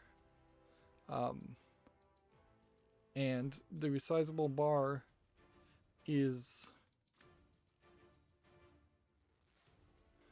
this idea that up until this point, for consumer graphics cards, they've only loaded images into the video RAM in chunks of about 256 kilobits, I think is the number. Don't quote me on that. And so with a resizable bar concept, they're going to speed that up so that you can have bigger buffers and bigger chunks of 3D models and textures loaded into the video RAM in bigger chunks, which means theoretically less cycles, about a 10% boost if you can do that. Now, the problem is you'd have to have a 3080, which very few people did, or a 3000 series graphics card in general, which most people don't. You'd have to have, I think, an AMD at the moment graphics CPU, and you'd have to have a motherboard adjustment firmware BIOS update. But yeah, if you can do all of that, then you might get a boost, and this will undoubtedly be something that we see improvements in computers going down the line. I wouldn't be surprised if the PlayStation 5 or Xbox One have, or in the future will have, that ability built in. You kind of would hope that's the case. But yeah, that for most people you won't ever get this benefit, and the benefit's not super super large. 10% in a lot of scenarios, sometimes nothing, sometimes worse in some scenarios. But it is interesting to see the technology always improve and people moving up in constantly install new versions of the graphics driver. That's why I'm always installing new NVIDIA graphics drivers, even though almost every game I play is super old and is barely going to benefit from that. Moving on, Gamasutra has an article here. The Epic Game Store is hemorrhaging cash to deliver exclusives and free games. We kind of had already heard the story, but I figured it might be worth saying again. We are not that far from being done today. Yeah, there was not a lot of news between my Saturday stream and today, and that's an argument definitely around the idea of not having a Saturday stream. If I was going to miss something, I probably should have just skipped all the way to Monday.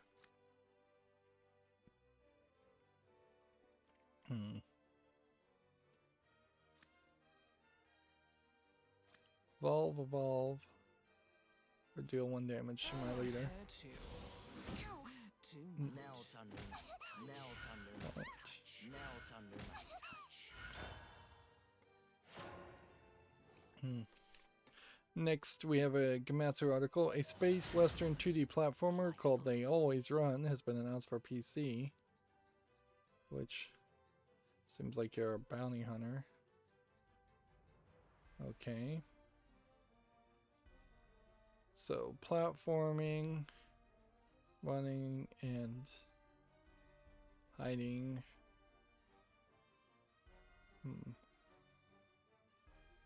It's weird to have like a slowdown counter mechanic in a game like this, but Ready to pounce. wow, double counter mechanics. There might be something here, or this might be fairly limited. It's funny that you're getting like these number prompts, and it's weird to have so many different animations and actions as far as this type of game.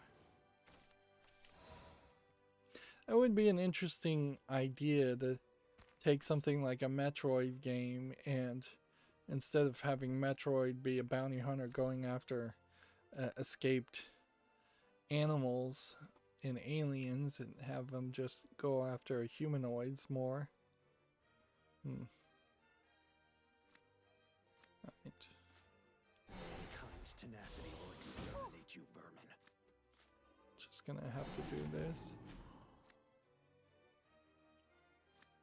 As promised. Hit that. Melt under my touch. Melt under my touch. Next, we have a game on Steam here called Prisoner 17, which, while I may call this an asset flip game, it does also feel like there's an effort for some polishing. There's platforming, quite a lot of platforming here with gun mechanics. I feel like you might be better off suited making a game like this without the gun mechanics, because I'm not seeing the character really shoot anything. It feels like you're in a prison that is just torturing you and making you run through deadly things. And yeah, in a funny way, this kind of is an asset flip, like parkour map. Minecraft parkour if you took out the Minecraft. You shoot barrels. And that's pretty much it. This doesn't look that bad though. $9.99, third party EULA, English, Russian, Spain, Spanish. I gotta put this on the follow list. Like, the only thing that I could even do is look to see if it was a company that made something else. First person action platformer in death run mode. Let's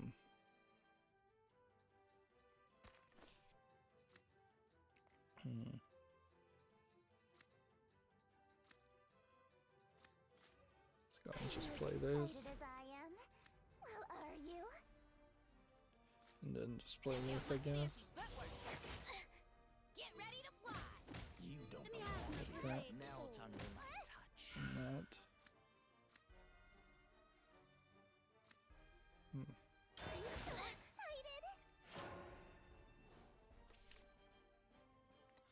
Yeah, it definitely is a statement on how bad a lot of games are when you see something like this that still is pretty much just like all these trees, all these walls, probably pre-bought assets.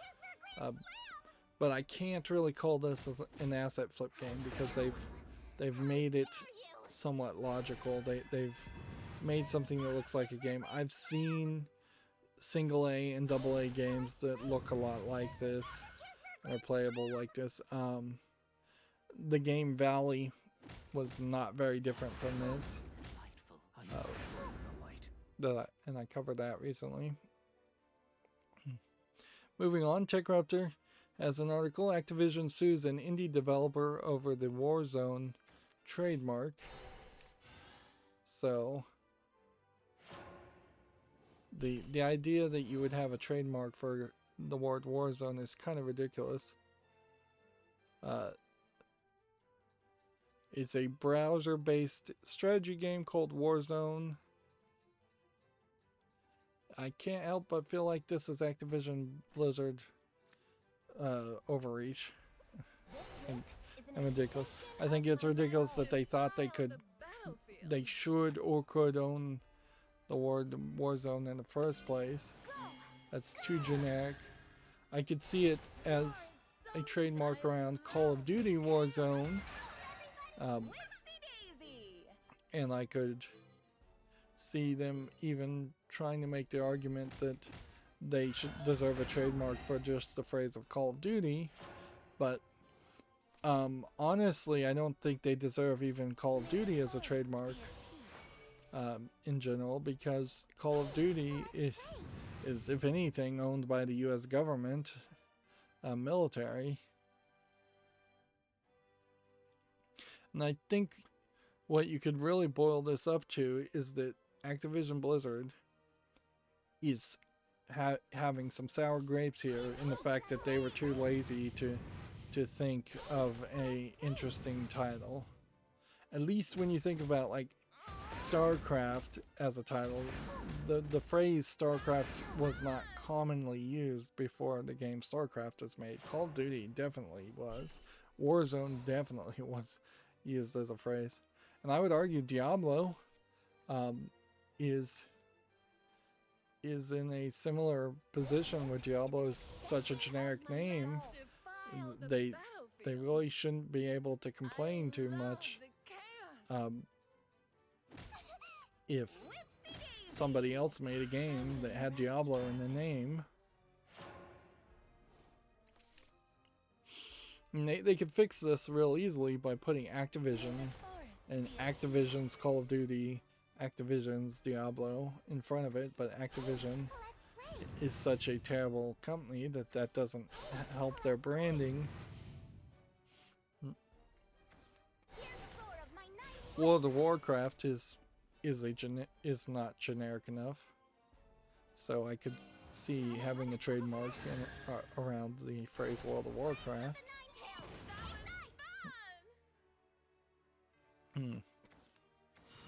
Gamasutra has an article very late to the party.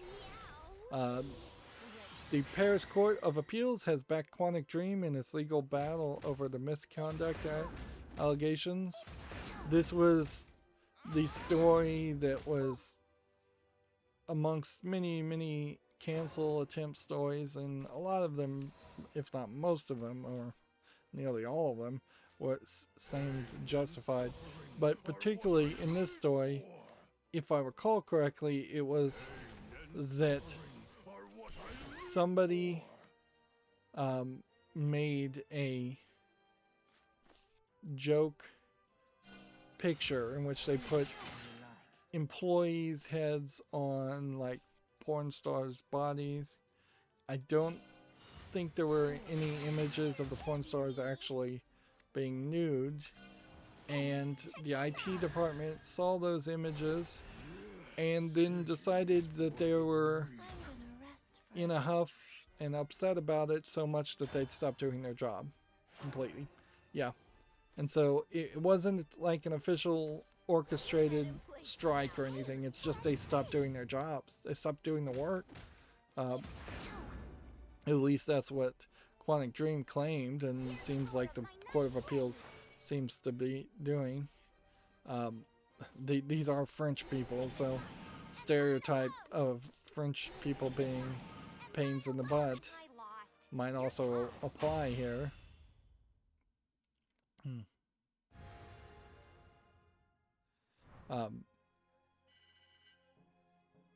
And so eventually I believe the IT department got fired. It seems so ridiculous that the IT department would have been involved at all in this, and clearly they just didn't want to work at all, which is weird because like the economy is not great in France from what I see or from what I've heard, but also I don't think the French people are incredibly like desperate for work either. Maybe they are today. There's a lot certainly happening around Europe in general. I wouldn't be surprised if some of the people in the ID department, or if the entire ID department were devout religious of one religion or another, and the idea of seeing porn stars even in clothing was just infuriating to them. I mean, this is definitely a story of people being unprofessional. It's though a big difference of like, oh, this person was unprofessional, therefore I'll be unprofessional and stop doing my job, and I'll take it to the courts. Let's read this full article just to get the fulfillment of it. Quantic Dream has issued a statement that the Paris Court of Appeals has invalidated a number of investigations into the studio's workplace culture. I wonder if a number means less than 100%. The company said allegations that it created a toxic workplace have been dismissed by the Paris Court of Appeals, completing 4 previous rulings, which had already invalidated the 2008 investigations against the French company. And see, inherently, the initial allegation is enough to potentially poison the well for most people, a lot of video game journalists in general, but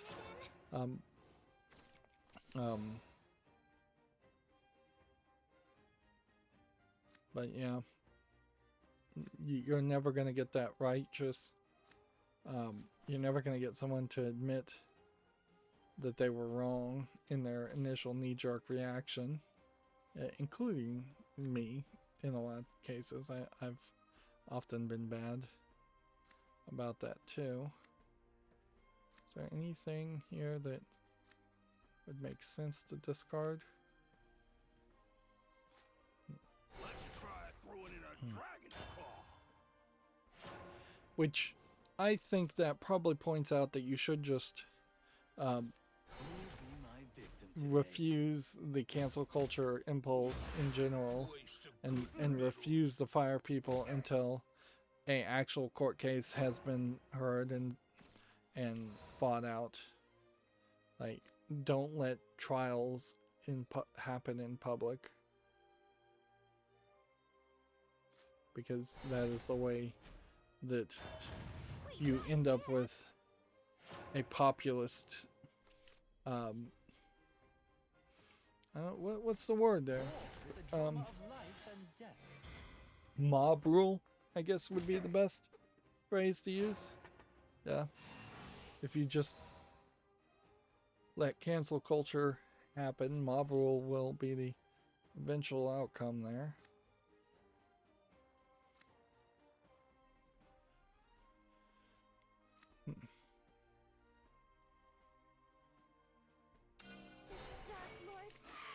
To continue, the legal case centered around a number of reports published by French media outlets, which maybe the media outlets were in the wrong too. They levied serious misconduct allegations against Quantic Dream co-founder David Cage and Guillaume de Fondermere.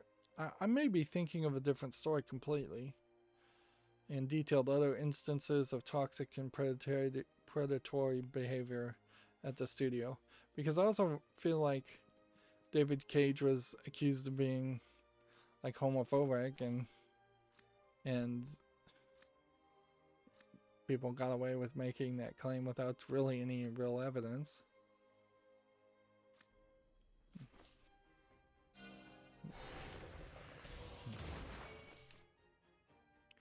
Seriously?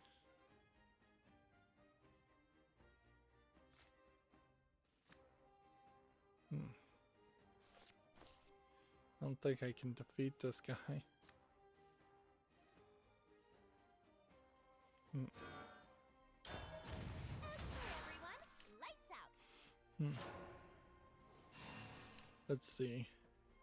Le Mondu, Mediapart, and Canard PC all collaborated on the reporting. And see, that might be the problem in a nutshell, is that you have 3 different French publishers all working together in collusion instead of competing against each other and getting their own sources.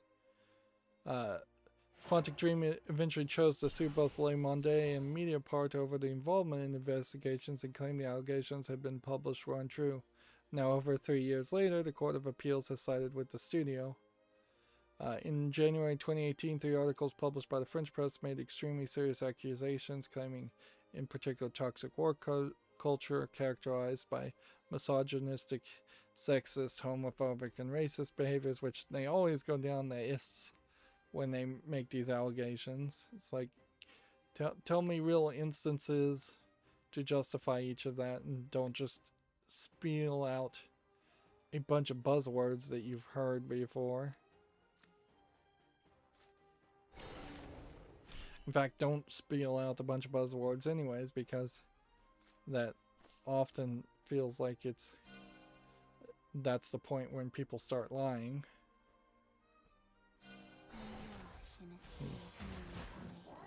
Seriously?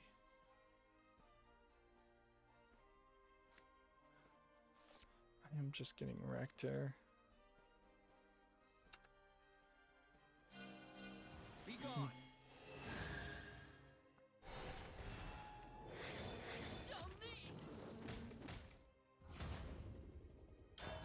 That's one way to lose a battle. Let's see. Let's see. You're a solid As well as alleged financial malpractice and supposed liberties taken with labor laws. These accusations formally denied by the company, its manager, its staff representatives, and its employees. Interesting that you would have the employees deny that in the statement and speak for your employees. But I bet companies have done that before. And contracted by the reality of objectively verifiable facts, seriously damaged the honor and reputation of the studio. On April 7th, 2021, the Paris Court of Appeals issued a new court decision which once again clearly establishes the facts and responsibilities of these cases by dismissing the plaintiff's claims in their entirety. Alright, well, they're saying in their entirety. Which, yeah, deny. Even if you did do it, the right response is to deny. Don't stay silent. Don't just straight up start with denials. It works in politics. It works in business. Nobody's going to give you the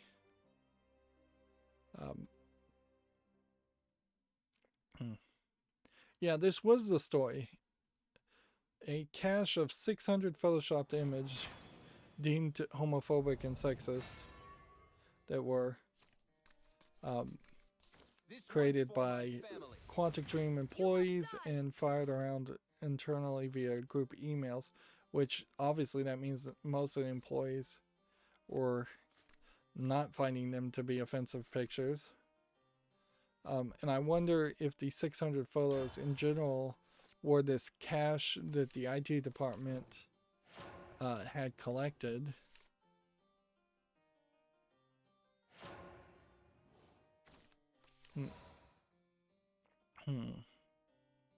I don't know if it was always photos that of somebody photoshopping the head of somebody on a stripper, but that is the case with David Cage.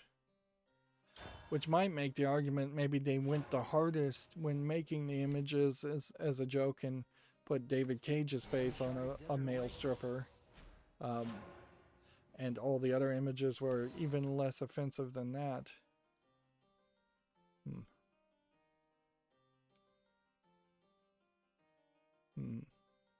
But there's also an argument that these photos either existed and they weren't as bad, or they didn't exist at all.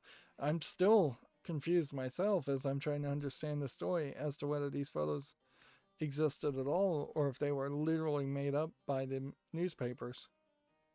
Like, there's one photo that was actually published, and then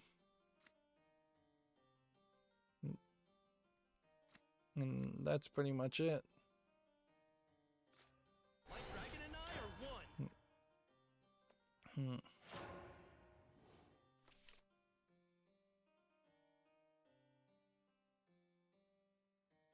Yeah, is this YouTube family friendly? Not really. Because the guy has a like power hammer or some kind of tool. It looks like a power hammer if I was to guess. And it has a dildo on it, so a big plastic penis. So yeah.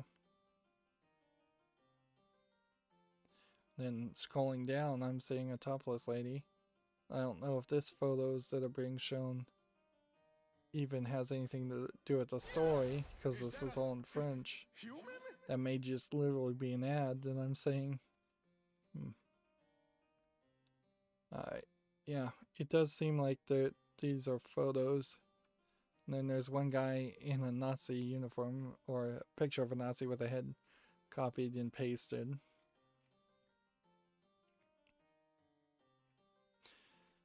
Yeah, I could see myself in my younger days being edgy, doing that joke, cutting off the head of somebody and making photos, putting them on a Nazi body. Sure, I could see doing that joke.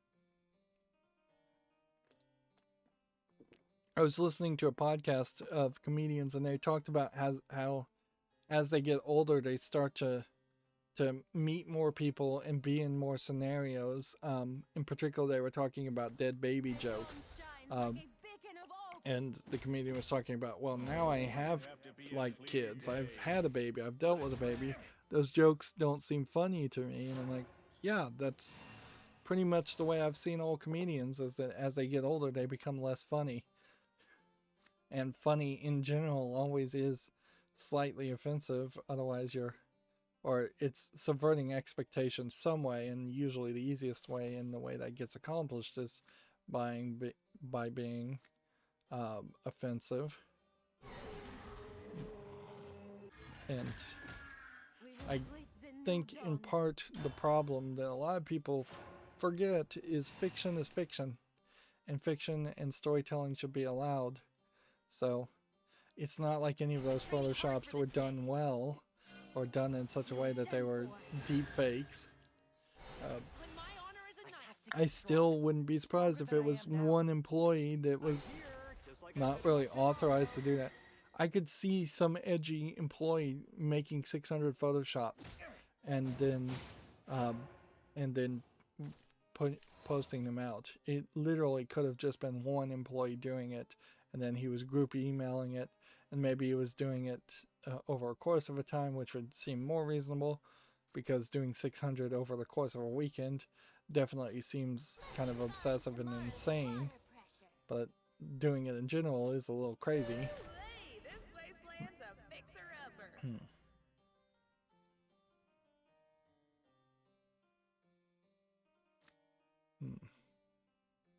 But yeah, that hardly immediately means you're fostering a toxic work environment if it takes you a while. I think part of the story was that the IT department demanded that these people be fired, so they were literally saying, we won't do our job unless you fire whoever had made the photos. and I doubt that was David Cage, but even if it was, the idea of David Cage or the IT department demanding anybody be fired, as much as somebody who's worked in the IT department, and as much as I would drool at the possibility to potentially fire an employee, it's definitely not IT department's place to try for something like that. Flames have got your back. Something? Please steal responsibly. Yeah, there were plenty of That twig won't do people a when thing. I was working IT that Next time. that didn't really cooperate, and you would just try to have their managers train them again, and you try to educate them, We and won't give 'em an and inch. the option to just say, well, this person's an idiot and they can't even log into their own computer, and they can't even check their email, or they keep forgetting the email, all of that was not on the table.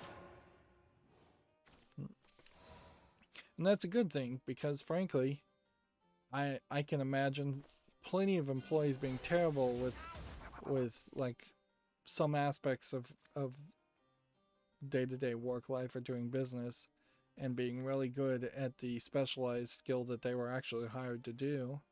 And if the price of doing business is that you have to walk them through resetting their email password once a month, that may just be fine. Let me divine tomorrow's water pressure. Moving on. OpenCritic has an article here. Xbox Insider hints that a Nintendo partnership may be announced this fall. I feel like this is a premature theoretical announcement. Xbox Almighty flurry. has, and Microsoft has, worked with Nintendo Between me and relatively recently. Did I predict wrong? Do I think for a second that means that they're going to get like xCloud streaming to the Switch, or Xbox Game Pass to the Switch, and every single Game Pass game is going to actually be playable on the Switch? I seriously doubt that would happen.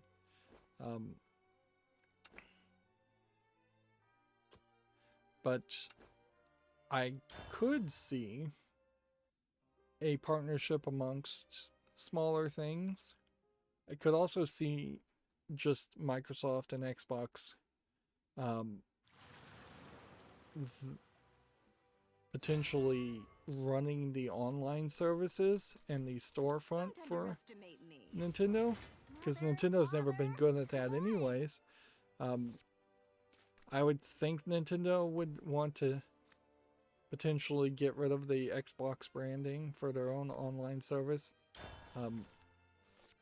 It would be weird, certainly, to log into Xbox Live or the Xbox Microsoft's network. We did hear that name change recently, in which they de-emphasized Xbox Live as far as its network service, and maybe that is in anticipation that Microsoft may announce that they're going to run the storefront and run the online matchmaking and everything for Nintendo.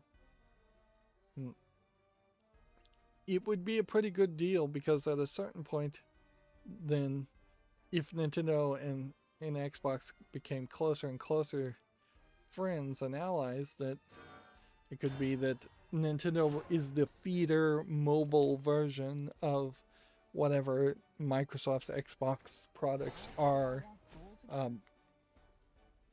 So kids would eventually maybe move over to an Xbox One, but only after they'd grown out of the Switch anyways.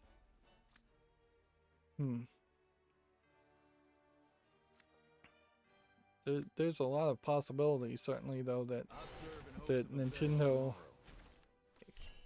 potentially tries to get out of the video game business, or de-emphasize it too. There's not a big reason to believe that, but if they don't have Sony as a competitor pushing them forward, I could see them getting a little bit lazy. I think I saw an article also that it's been like 3 or 4 years, maybe even 5 years, since Metroid's been shown any new footage? No, I think it's been like 300 days, so almost a year. That would make more sense. I'll serve in hopes of a better tomorrow. Yeah. I could be totally wrong about what I just said, though.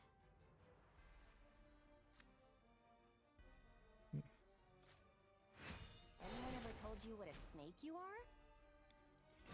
But it definitely has been a long time since a Metroid Prime 4 was announced. All I need's an opening and you're toast.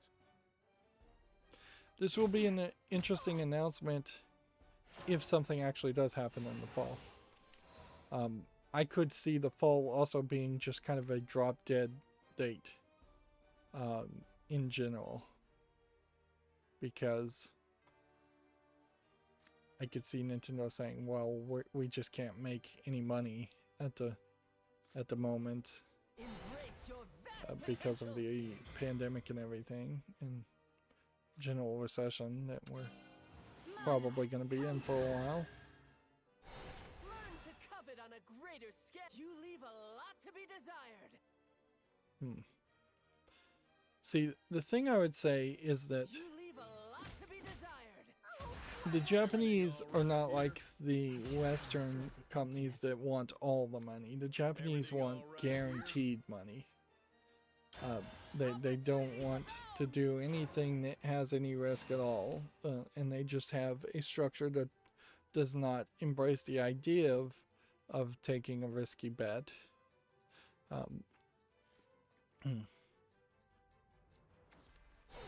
So I could see Nintendo saying, we're just going to slow down our video game store until the economy stabilizes. Sorry, but the time for games is over. Yeah, if an example of how cautious Japanese companies are, a animation company which was kind of notoriously known for photo referencing, Clannad, was working in a production committee with another third-party company that it was revealed directly traced. Now, photo referencing and then drawing your own thing is slightly different than directly tracing, but also a lot of people who directly trace call it photo referencing. So it seems like the idea of photo referencing and tracing now is so scandalous, where it once wasn't in the past, that they've refused to do any business with them.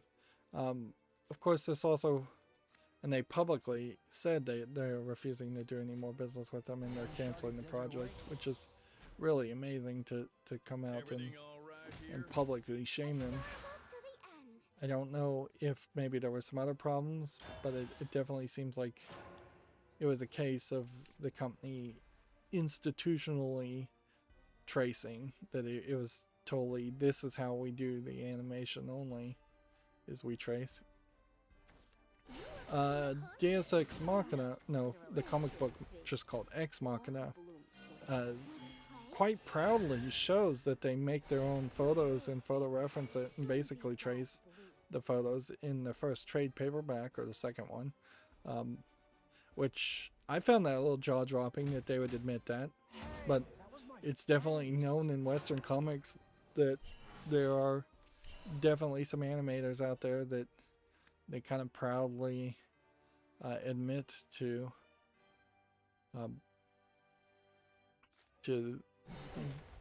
tracing and photo referencing, and nobody cares enough about Western comic books anyways to have a controversy appear much around that.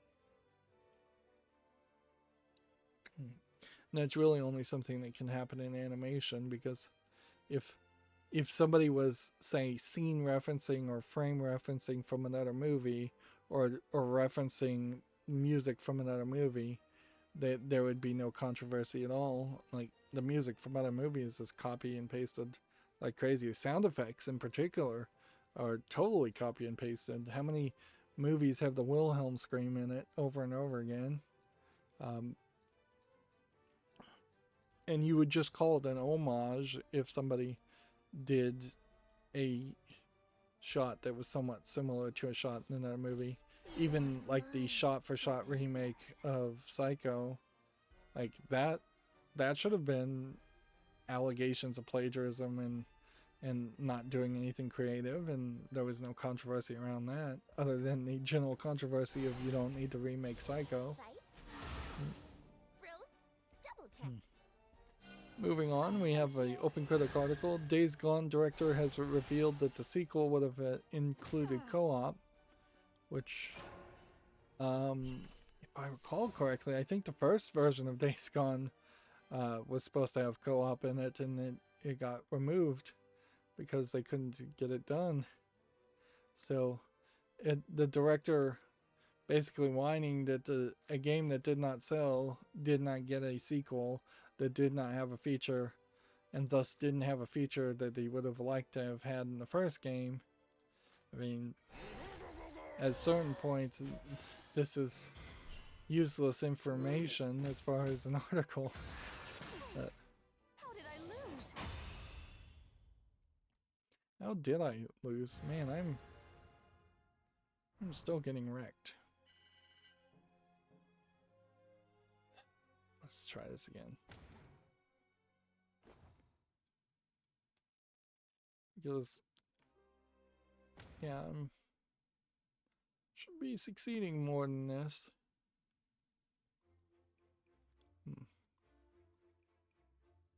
Come on, load.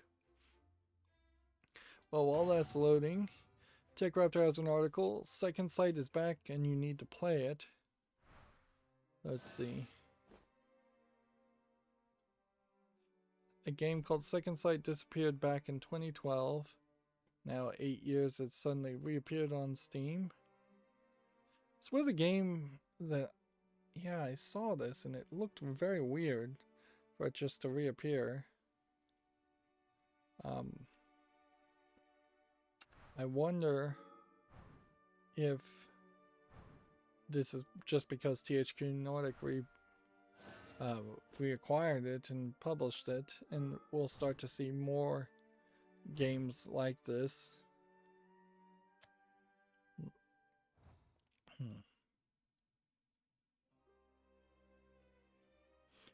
I feel like what's gonna happen though is I'm gonna get suckered into buying a bunch of things, a bunch of old games but that makes sense. Like my backlog of games is sort of light as far as AA and AAA games, older AAA games in general. Let's come over and try Unlimited and just a Force Craft.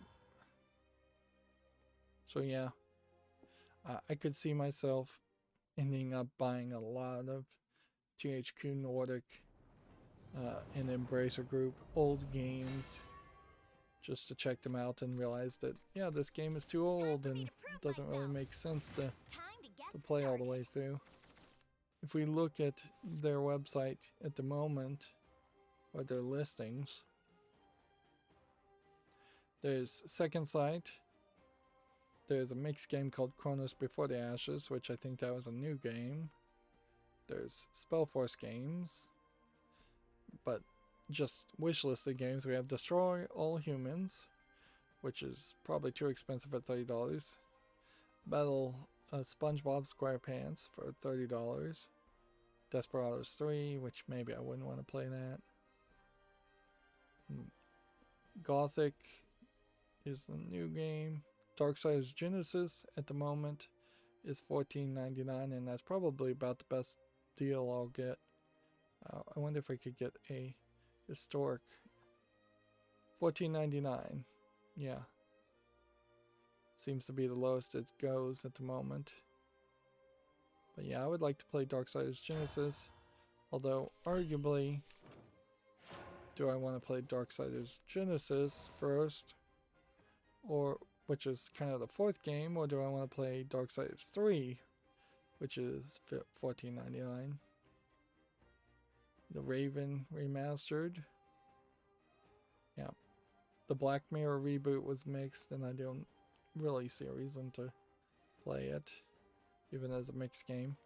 Somebody gifted me the Black Mirror reboot, I'd play it, but I didn't like any of the previous Black Mirror point-and-click games. Helix, Battle Chasers, the Blob 2, and the Blob 1. I keep trying to play this game, but it never goes on sale enough. Alone in the Dark, as far as a series, yeah, it's historically relevant.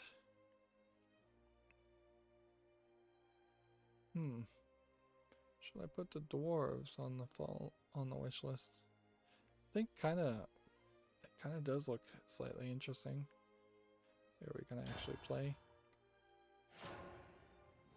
Yeah, THQ Nordic potentially is going to convince me to buy a bunch of their games. They've yet to do it, but I mean, I am getting closer and closer to a big sale. Titan Quest Anniversary Edition.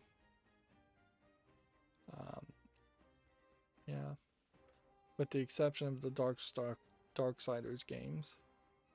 That's about the only ones I have purchased. Outcast version 1.1 is another old game that I think has enough relevancy to play. I don't know if Carmageddon as a series makes sense, but maybe. Here's Black Mirror 1. Here's Black Mirror 3. And here's Black Mirror 2. Weird that they're out of order like that. And then there's Darkfall, which looks like another Myst-style horror adventure game. I'm gonna add that to the wish list. Yeah, I'm just shopping at this point, but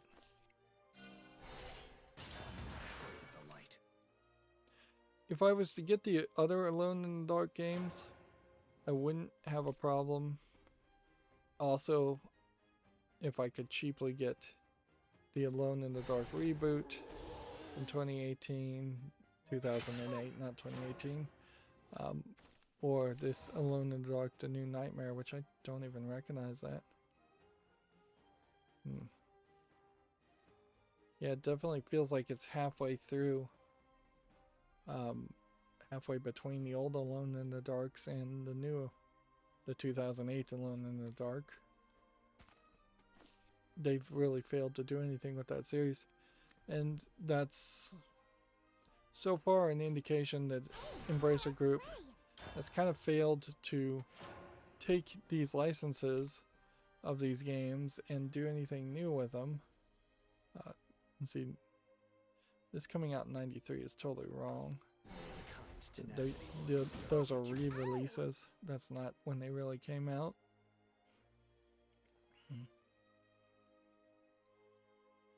Sacred Citadel. Let's look at that one. Sacred 2 Gold. Let's look at that one.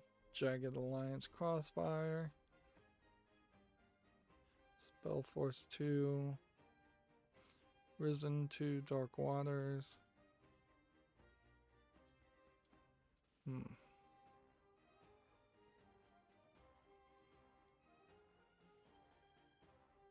Yeah, and some of these games are just mixed, so if they're mixed, there's less of a reason for me to want to really play them.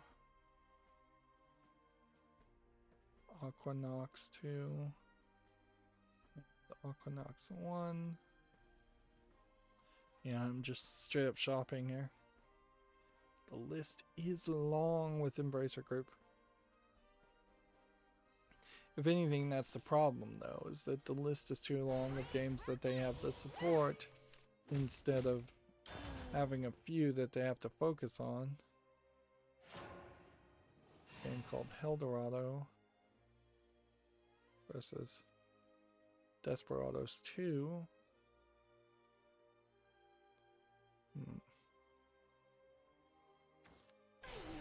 excited as I am. Well, you go! If you want me to hurt you, just say the word. So yeah, I'm now just shopping. So here we have a game called Sacred Citadel. Is this a single player game? Seems to be a beat 'em up game from 2013.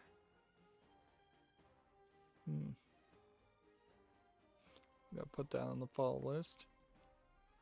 And then we have Sacred 2 Gold, which is an open world hack and slash game, which maybe is a little too old. The cover. Definitely would have a hard time justify playing something like this when I should be moving forward with games like Torchlight instead. Not one for pranks. That was not quite enough to kill it. I don't know why my math was so bad there. Let me patch you up. Here we have Risen Dark Waters, which once again feels like a little bit of an older game. Ow! They're mostly positive though. I guess the real question is, do I want to get into older games or not? Things that can't be widescreen, for instance. Like this game Chaser feels a lot like Fear, and the only reason I played Fear 1 and 2 is because I knew I was going to be able to move up to Fear 3, where I'd be scraping the bottom of the barrel a little bit to play this game, which seems to not have a sequel. Purgation here. Let's see. Aquanox 2 Revelation seems to be mostly images of underwater, but once again mostly positive. Also though, if you look at this, 2003, but it probably was re-released actually on May 20th 2020. It has only 136 reviews. It's hardly particularly relevant. Which fighter can go the distance? Let's play. Okay. You're done for. See if we can possibly save ourselves. I'll see you in purgatory. And here's the original Aquanox game, which it seems like you're in a ship shooting sea monsters, which that might not be a terrible thought. But that also would have to be a game that went on sale quite a bit. There we have Eldorado, Extension of myself. Let's defile Which- the battlefield. looks like it's an XCOM style game from 2009. $9.99. Whoa, you're strong. Here we have Gothic 1.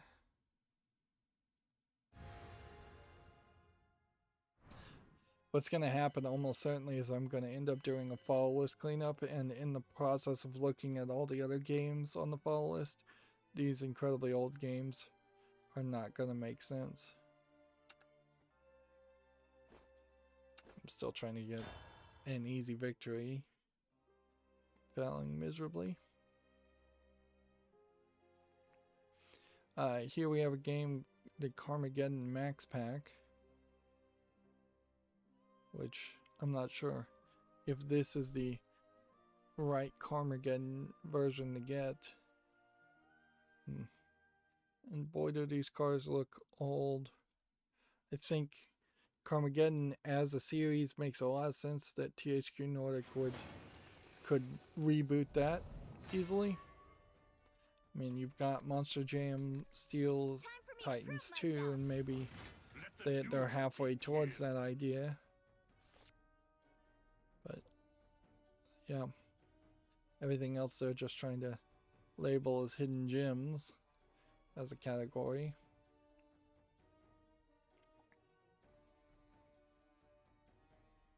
Yeah.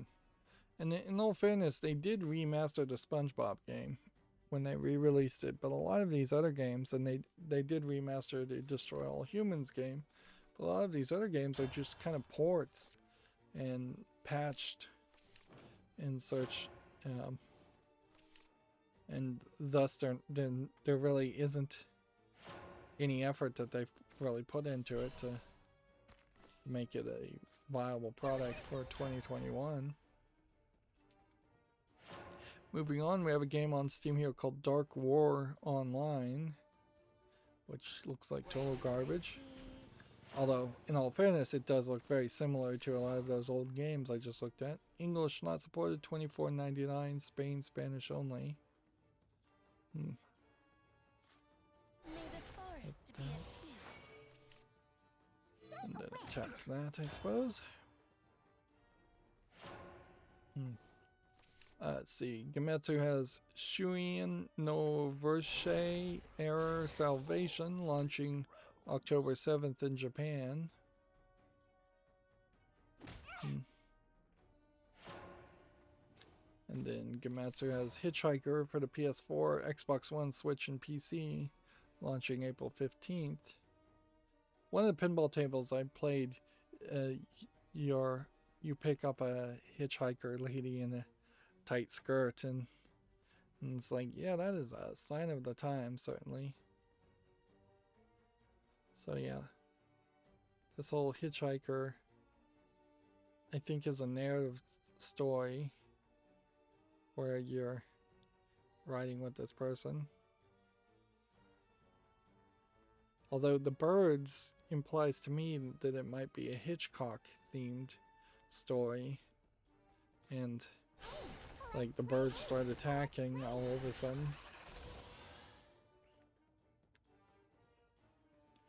Okay. Can't evolve anyway, so we'll just hit that one. Help me, fairy. And then attack that one.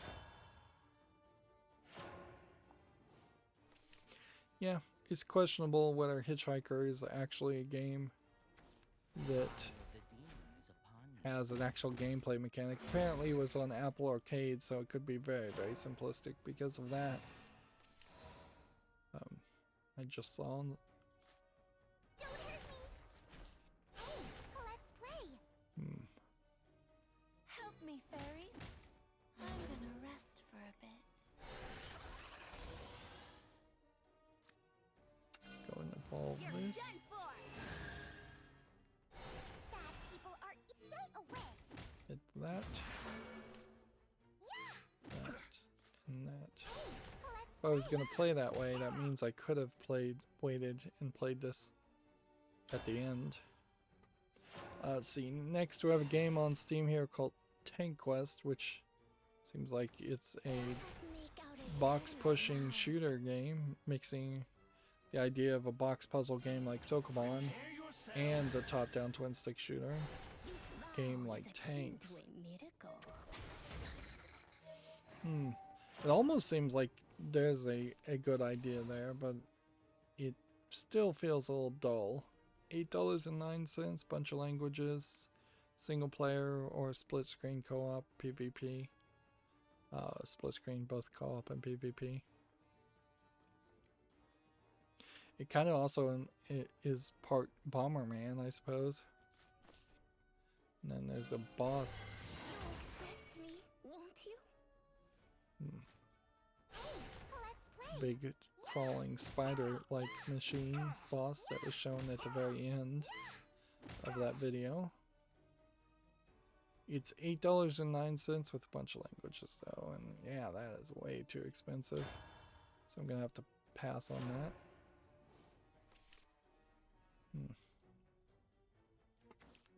Next we have a game called Road to Adventure, which looks like a platformer. Some of these might also be games we already covered. $3.74.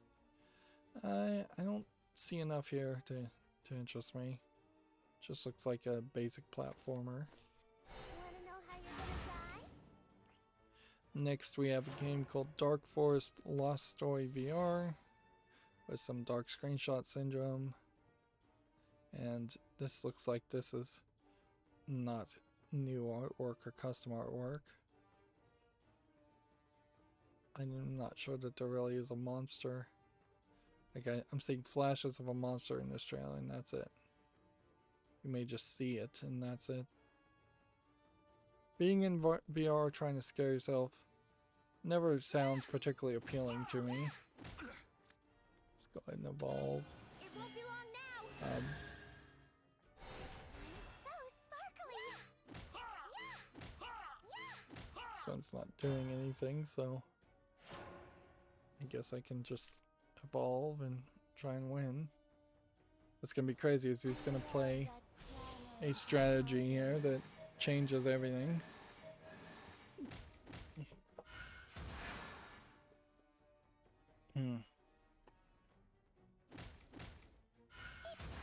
Seems like every time one of these dies, it powers up this. Okay. So we hit that. There you are, my little trespasser. And then evolve one of these, I suppose. So sparkly. And then we do this. And then this. And then this we've already committed, so you're gonna pretty much just have to take them out that way. Cruelty makes you human. Yeah, I don't feel like Dark Force Lost Story makes sense. It's Russian full audio, English and Portuguese otherwise, without audio. I love that. Next, we have a game on Steam called Hundun, which looks like it's a low frame rate asset flip first-person shooter. Very unimpressive visuals. English not supported, $5, Chinese only. Okay.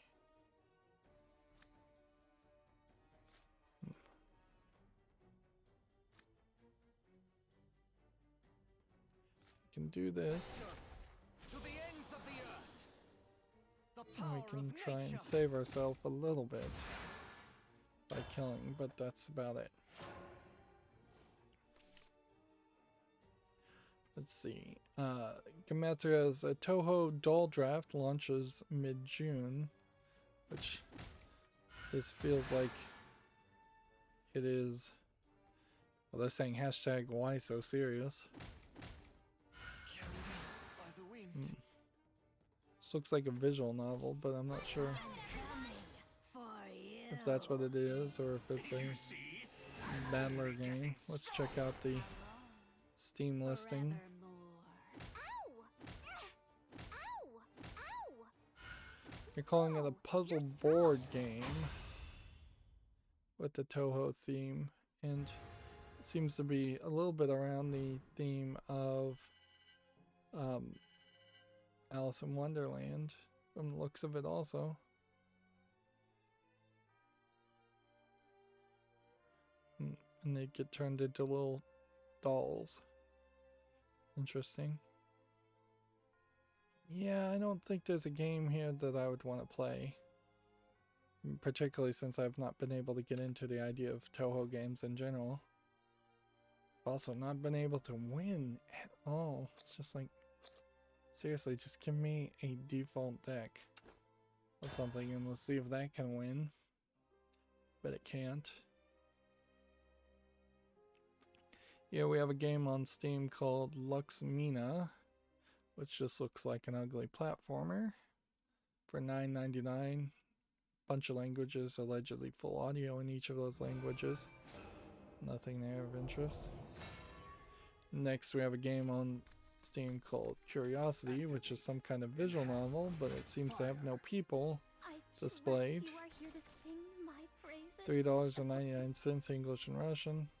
Still getting a lot of what seem to be Russian money laundering style garbage games. Let's see. Toho Luna Night sales have topped 250,000 units. Okay, It seems I've been bested. so that's nice to see. Here we can see Toho Luna Knights is overwhelmingly positive. This is more of a beat 'em up game, and it is already on my wish list. But it is also clearly a niche game because it's, even though overwhelmingly 97% positive, it has only 8,744 reviews since February 25th of 2019 and 250,000 reviews. Seems to be over. 250,000 units sold. There, I got a victory. So what is our mission now? It would be to get ranked, unranked, or otherwise. So if I could just really quickly get an unranked victory, that'd be great. Come over here, play unranked, play unlimited, and then we'll try a default deck again since we didn't play that. Let's see. Gematsu has Gensokyo Night Festival, sales topping 100,000. Stage 3 update launches this summer. It's also, I think, is maybe a fighter game. Nope, it's a platforming game. I feel like Gensokyo is like the Activate. Enhance. spiritual successor to the game we just looked at, maybe. I'm still yet to figure out the whole Toho series in general.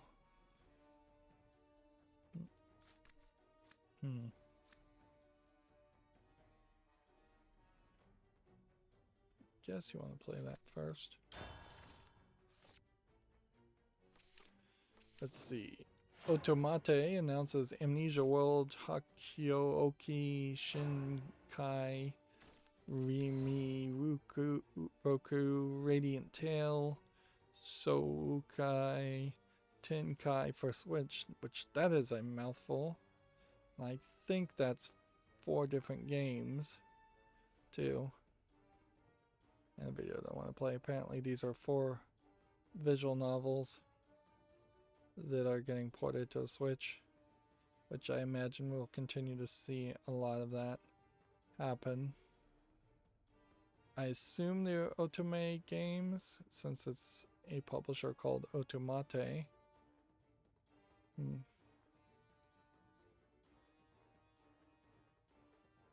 But I could be wrong.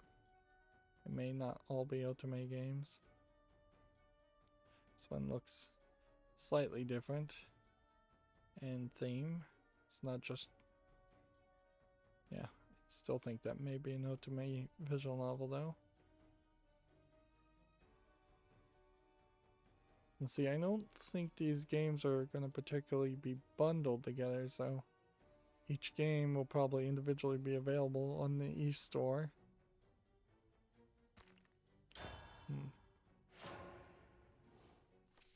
Let's see. Next, Gematsu has Toho Project visual novel Hifu Fragment is coming to Steam in 2021.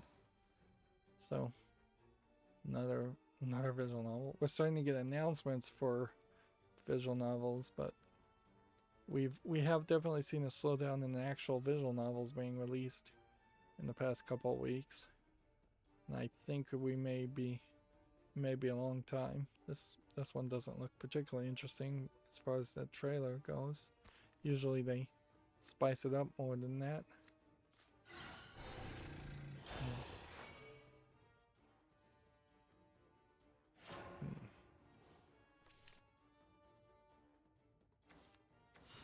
Let's see. Laid Back Camp Have a Nice Day launches for the PS4 and Switch this fall in Japan. We've seen the PC versions of these games, I think. Although maybe not, because this may be a different game completely, just around the same anime cross-media project of Laid Back Camp. Because yeah, this doesn't really look like the VR games that we've already seen. Ooh, you're a big fella. Conquer a trait. Let's see. Let me just make sure this game is YouTube family friendly. Troops, get ready for war. It's not actually tagged with having any sexual content or nudity. I just want to be certain. Here we have a game called Negate Tale or Negate Tale. Dangerous how you pronounce that. This seems to be a high action hack and slash twin stick shooter type game. Seems to be a bit of a boss rush. They're calling it an action roguelike. Skills are being shown. Animation looks good. It's caught my attention with a cat girl. It's caught my attention with a devil chef. There may not be that many bosses in this game. This is $16.99. English, Chinese, Japanese, Korean, and Russian. Definitely deserves to be on the fall list, but there is also a lot of possibility that this game is a little too short and maybe a little too repetitive. And that's where the evaluations and the level of reviews are necessary. All together now. Time to retreat. Let's see. Next, we have a game on Steam called Super Retro Fighter, which that's a fairly generic name. Looks like it is a widescreen anime shoot-up themed game. You see these little characters. This might be a game that's so simplistic and so zoomed out that I might have an actual chance of playing it. So I'd like to see the reviews on this, I think. But I could also quickly find that it's just another like bullet hell game that's just too difficult for me. I kind of need an idiot proof shoot 'em up if I was ever to play a shoot 'em up. Like I said in my tip-off note. And this game also seems like it is taking full advantage of the widescreen concept in general. And it's not just putting black bars on the edge or having everything happen in the middle of the screen. This is early access for $10.79, English and Chinese. I think it deserves a follow. Alright. What can we do? We can do this. Welcome to the city of hopes and dreams. We can evolve this. Coming at you. Welcome to the city of... We can hit this. Time to retreat. We can do this. And we can do this. We can do that. That one. And then hit that one again. Please steal responsibly. Here we have a game called Dvorek. Dvorec, not to be confused with Dvorek keyboards. This looks like it's just an RPG maker game for 99 cents, English and Russian. Weapons to end warfare. See, next we have a game on Steam called Flappy Bat, which is just Flappy Bird with a bat.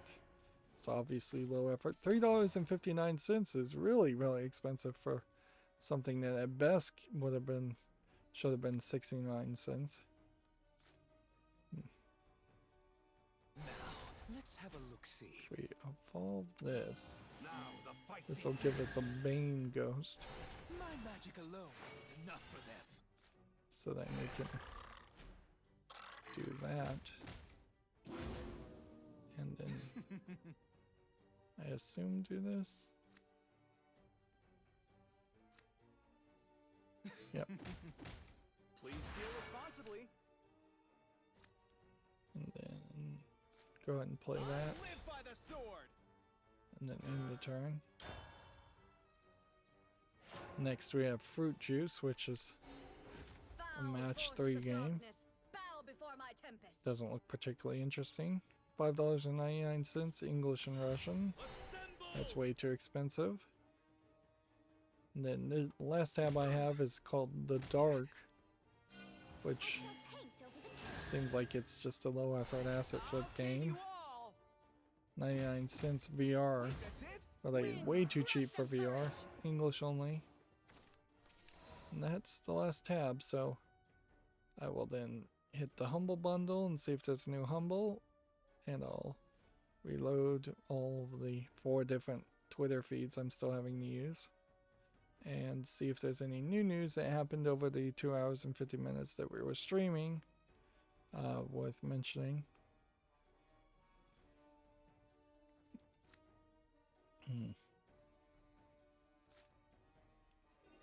Yes. Welcome to the city of hopes and dreams. The problem with this default deck, as I see it, is that you would have to be able to evolve a lot more people.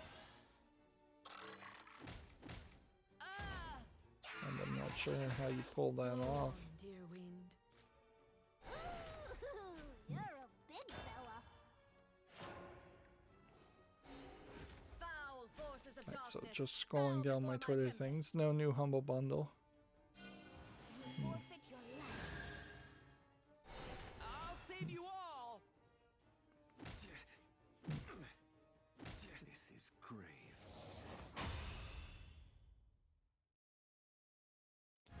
Still trying to just get one game, and I guess I'll have to try to get these 2 missions done off screen, because it's not gonna happen. We'll just sit on the main screen as I did go through my Twitter feed to see if there's any new bit of news. I'm seeing Koei Tecmo show some images of their games, but I don't think they're doing anything other than generally looking for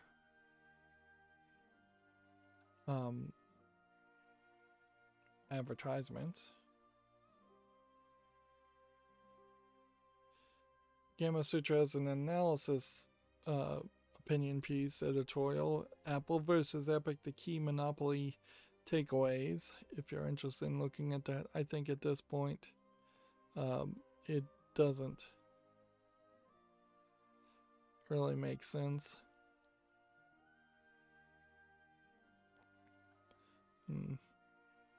To really bother to try to even have any information until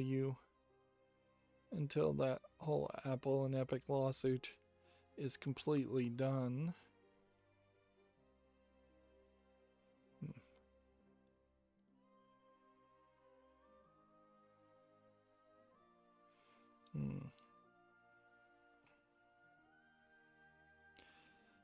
Pokemon Go Friendship Day will let you earn 160,000 XP, according to TechRaptor. If anybody's still playing Pokemon Go. Yep. And so, I think I've seen all the new news. Yeah, a lot of my news sources still very much slowed down quite a bit. They have very little to say. I probably could use one more news source or 2 if there was actual news to talk about, but I honestly don't think there's any real news to talk about. Well, there's a story, I suppose. Because like some of my backup news sources are also not talking about anything new, and I would think I would at the very least hear if something important had happened.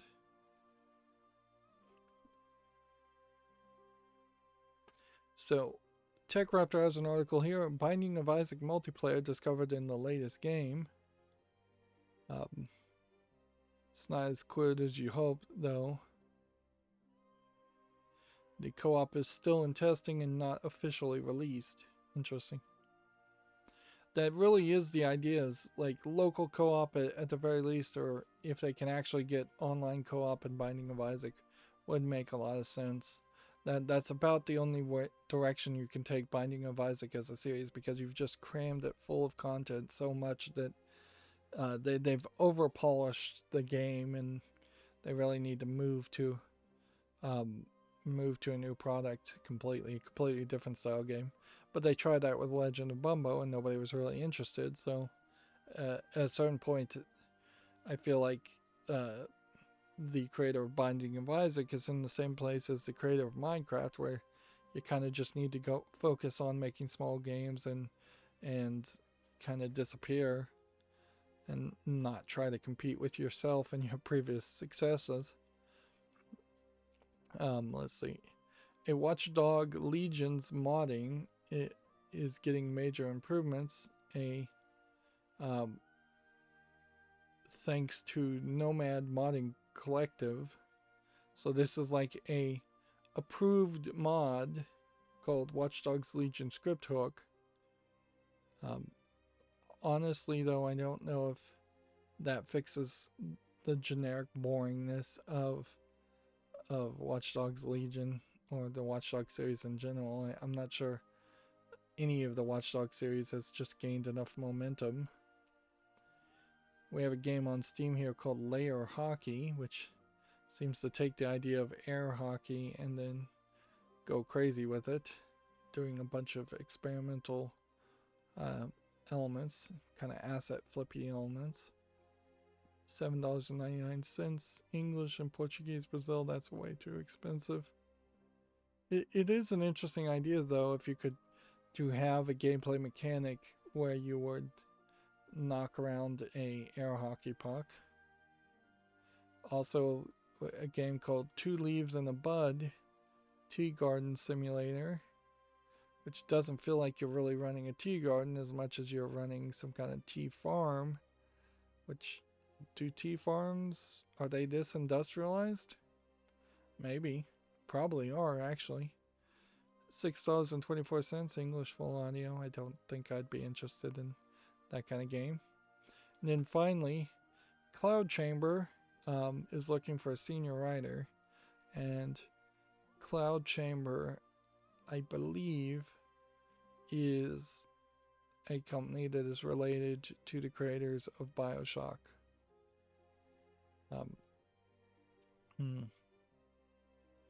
I think they're currently making the next BioShock game. See, they changed their name, I think, or there were multiple companies working on BioShock.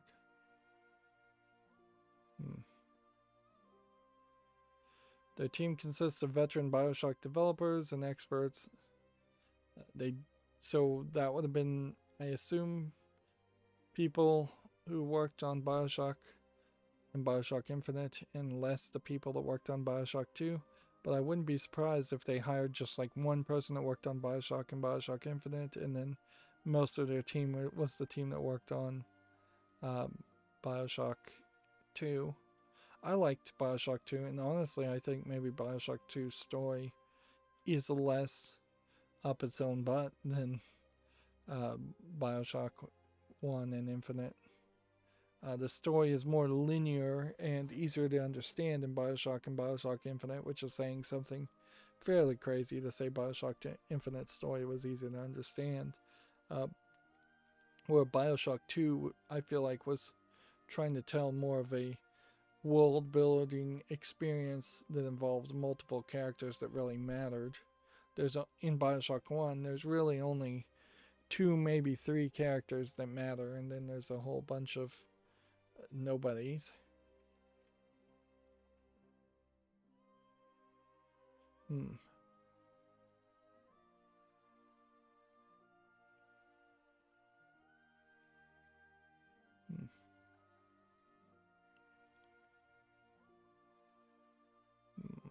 Let's see.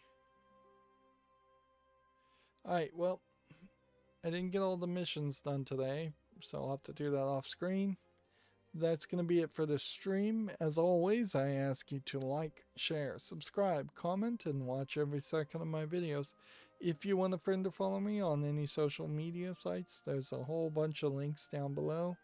And if you want to support me further, there's a link to Patreon, or you can friend me on Steam and gift me a game off my wishlist.